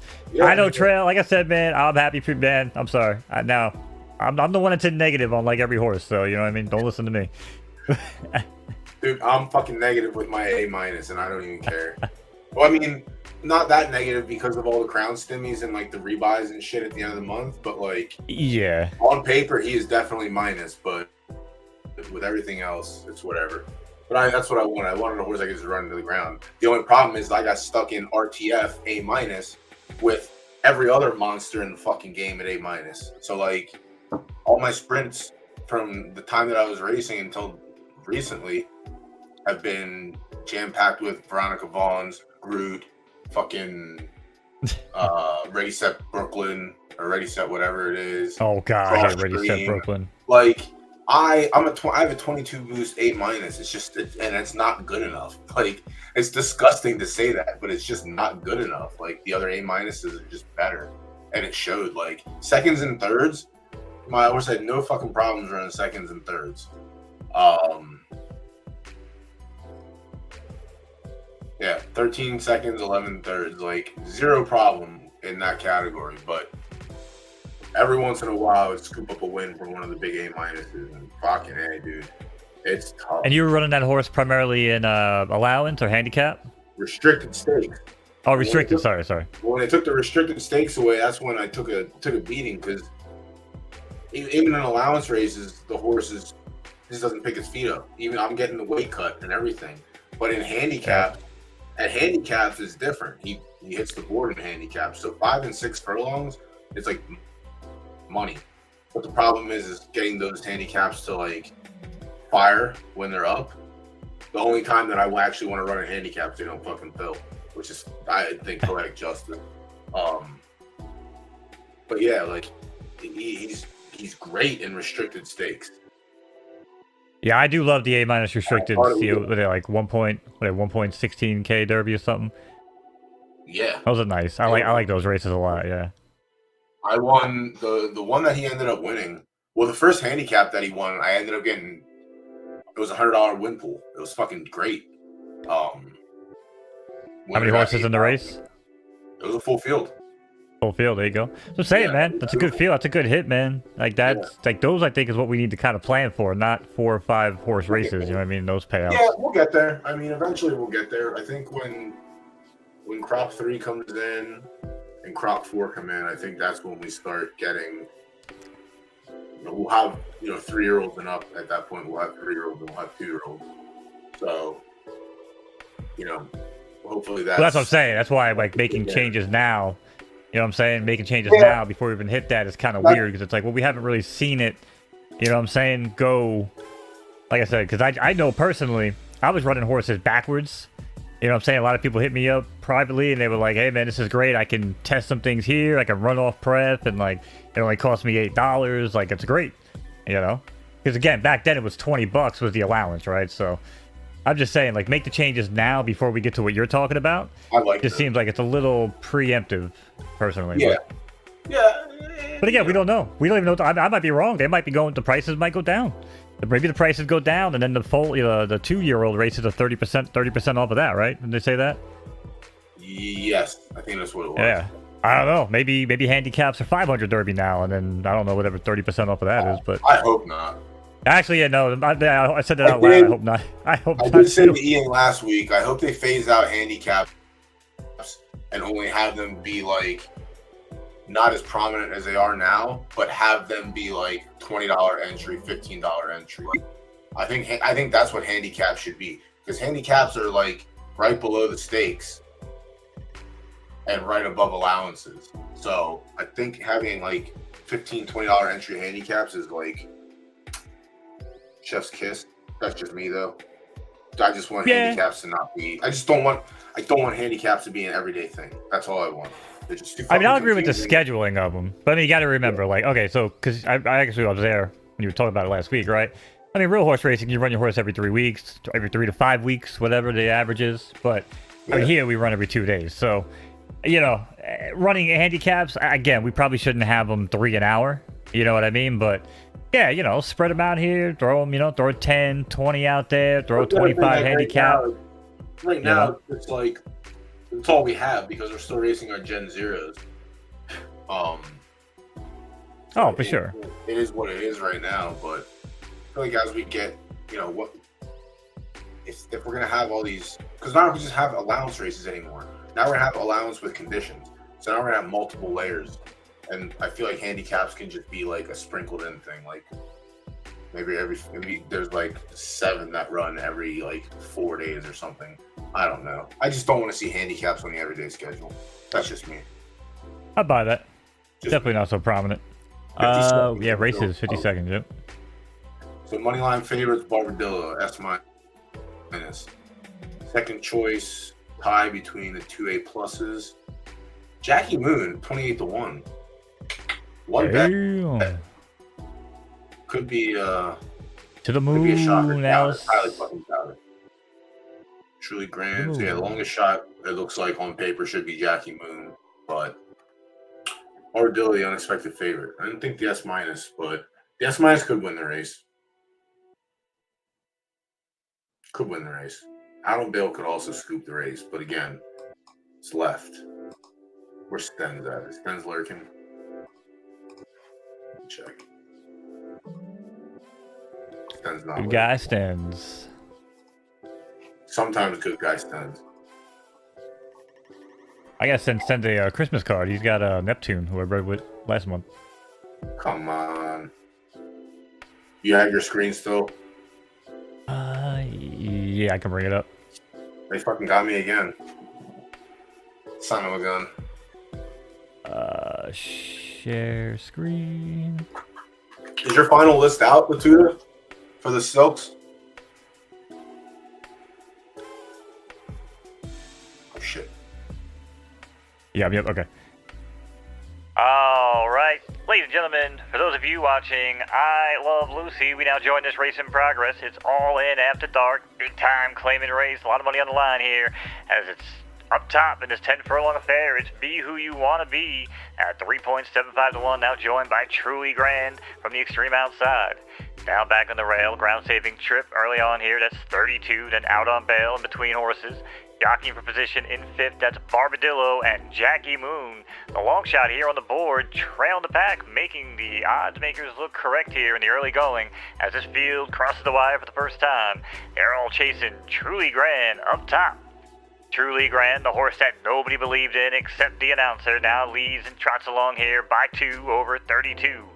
Out on bail, still there in 3rd, not out of it, comes Be Who You Want to Be in 4th. Barbadillo and the White Silks, 3-1 in 5th, no change there in front of Jackie Moon. About 8 lengths separates it from back to front here for Truly Grand, trying to bring the field home here, 3/4 and 115, but now has company on the inside. Awkward eye contact from 32, blows on by, takes the lead now, shoots ahead by a length and a half. Truly Grand's going to back him up here and maybe save one for the Gipper here as they head around the far turn. Be Who You Want to Be starts to get rolling here, as does Barbarillo. Out on bail, nothing yet, and Jackie Moon is Jackie Moon. Round the far turn, 32 trying to kick clear with it, but he's got company. It's Barbarillo now who's off the rail with a move. 32 up top by 2, and now it's Barbarillo who's off the rail and looking for tail, and he's got action. It's Barbarillo now who pokes the nose in front. He's in the lead. Then he tries to battle back down low. It's 32. What you gonna do, 32, brother? But it's Barbadillo here past the 8th pole. One final push from Truly Grand. Why didn't I place a freaking show bet? It's gonna be Barbadillo over 32 and Truly Grand. That shit the bed. That S horse. Damn you, Doughboy. You were right. You told me to put the damn show bet. I didn't listen. Listen, man, that's a sprinkle little star, you know? I know. You told me. You don't like them. You don't like them. I'm going to get you. I know. These bets by. I'm a pick 3 player, man. Oh, my God. Sometimes you got to grind the $5 show bets, you know? I know. You like that sometimes. Oh, shit. All right, well, that was very interesting. So the S minus scoops it. Out on bail shits the bed. It's kind of can't wait for Stens to wake up and see that I said I told you so. Son of a gun.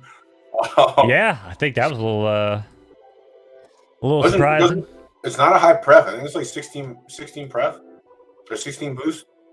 No, it's 11 boost. So it's like, and it's off this. It was running left dirt, not right turf. So it's a lot to ask. I think mostly Stens was in the race for just for the lulls. Little 6-6-4 action. You know what I'm talking about here. Hey. Crown and maybe a hope to like spike a 3rd or something, get a little bit back. Hey, I respect it. Yeah, it was some good racing though, man. We this race was funded too. The winners get a little bit extra juice. Not a whole lot, a little bit. Yeah, that's right. Yeah, you had to pay to enter that one, right? Yeah. All right. That's yeah, fair. that's right. That wasn't a free entry. Yeah. That's fair. Yeah, I was gonna do the last thing I was gonna do on stream was breed this mare, but I think I'm gonna wait because homeboys in Texas and dead probably. I'm sleeping. But yeah, tonight was fun. I trucked through it, but we got it done. And I got these Dunkaroos. Shout out Dunkaroos. Yo, Dunkaroos are the bomb, bro. Vanilla or chocolate? Nah, these are Cinnamon Toast Crunch. These are special variant, hybrid. Ooh. 1 of 1. Rare, powerful. Ooh, I never had those, but shit, I'm about to go hit the supermarket real quick. Now I got the munchies. 50 or whatever. Yeah, not that great. Yeah, right. But I do like the pick 'em vanilla. I'll eat the chocolate, but I prefer the vanilla. Yeah, Dunkaroos, I go with vanilla, but I also eat orange sherbet, so people think I'm a weirdo. Orange sherbet's fucking nice, yeah. There we go. Maybe it's an East Coast thing, but most people are like, bro, you're a psychotic. Did you have Orange Julius up that way? Oh, yeah. Fucking Orange Julius, baby. Let's go. Yeah, man. Orange Julius. Yeah, brother. Of your local mall establishment. I loved it. Hell yeah. But yeah, tonight was good. Tonight was slow. Yeah. Trickled in. I didn't really do a lot of promoting for it, and that's all me. Whatever. That's just me being lazy.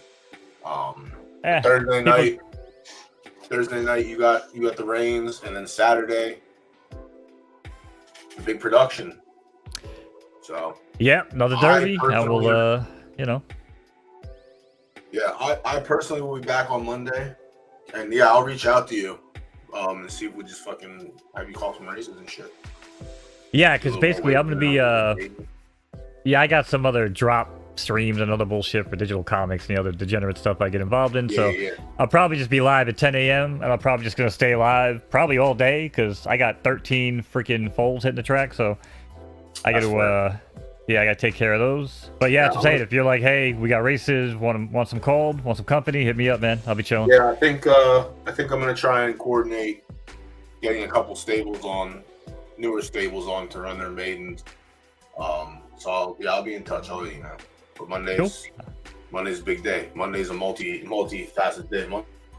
Monday's a full reveal, a true schedule production, and crop one hits the gate. And it's a I've been waiting a long time to actually use this background again, because when we started doing Friday night races or whatever, and the foals started hitting the track, and we were like, yo, we gotta have a holiday, we gotta have a Foals Day, you know what I'm saying? Mm-hmm. So yeah, man, celebrate the hell out of Foals Day. I can't wait for Monday, man. So yeah, hit me up, brother. But thanks again for having me on, man. And chat, be kind, rewind.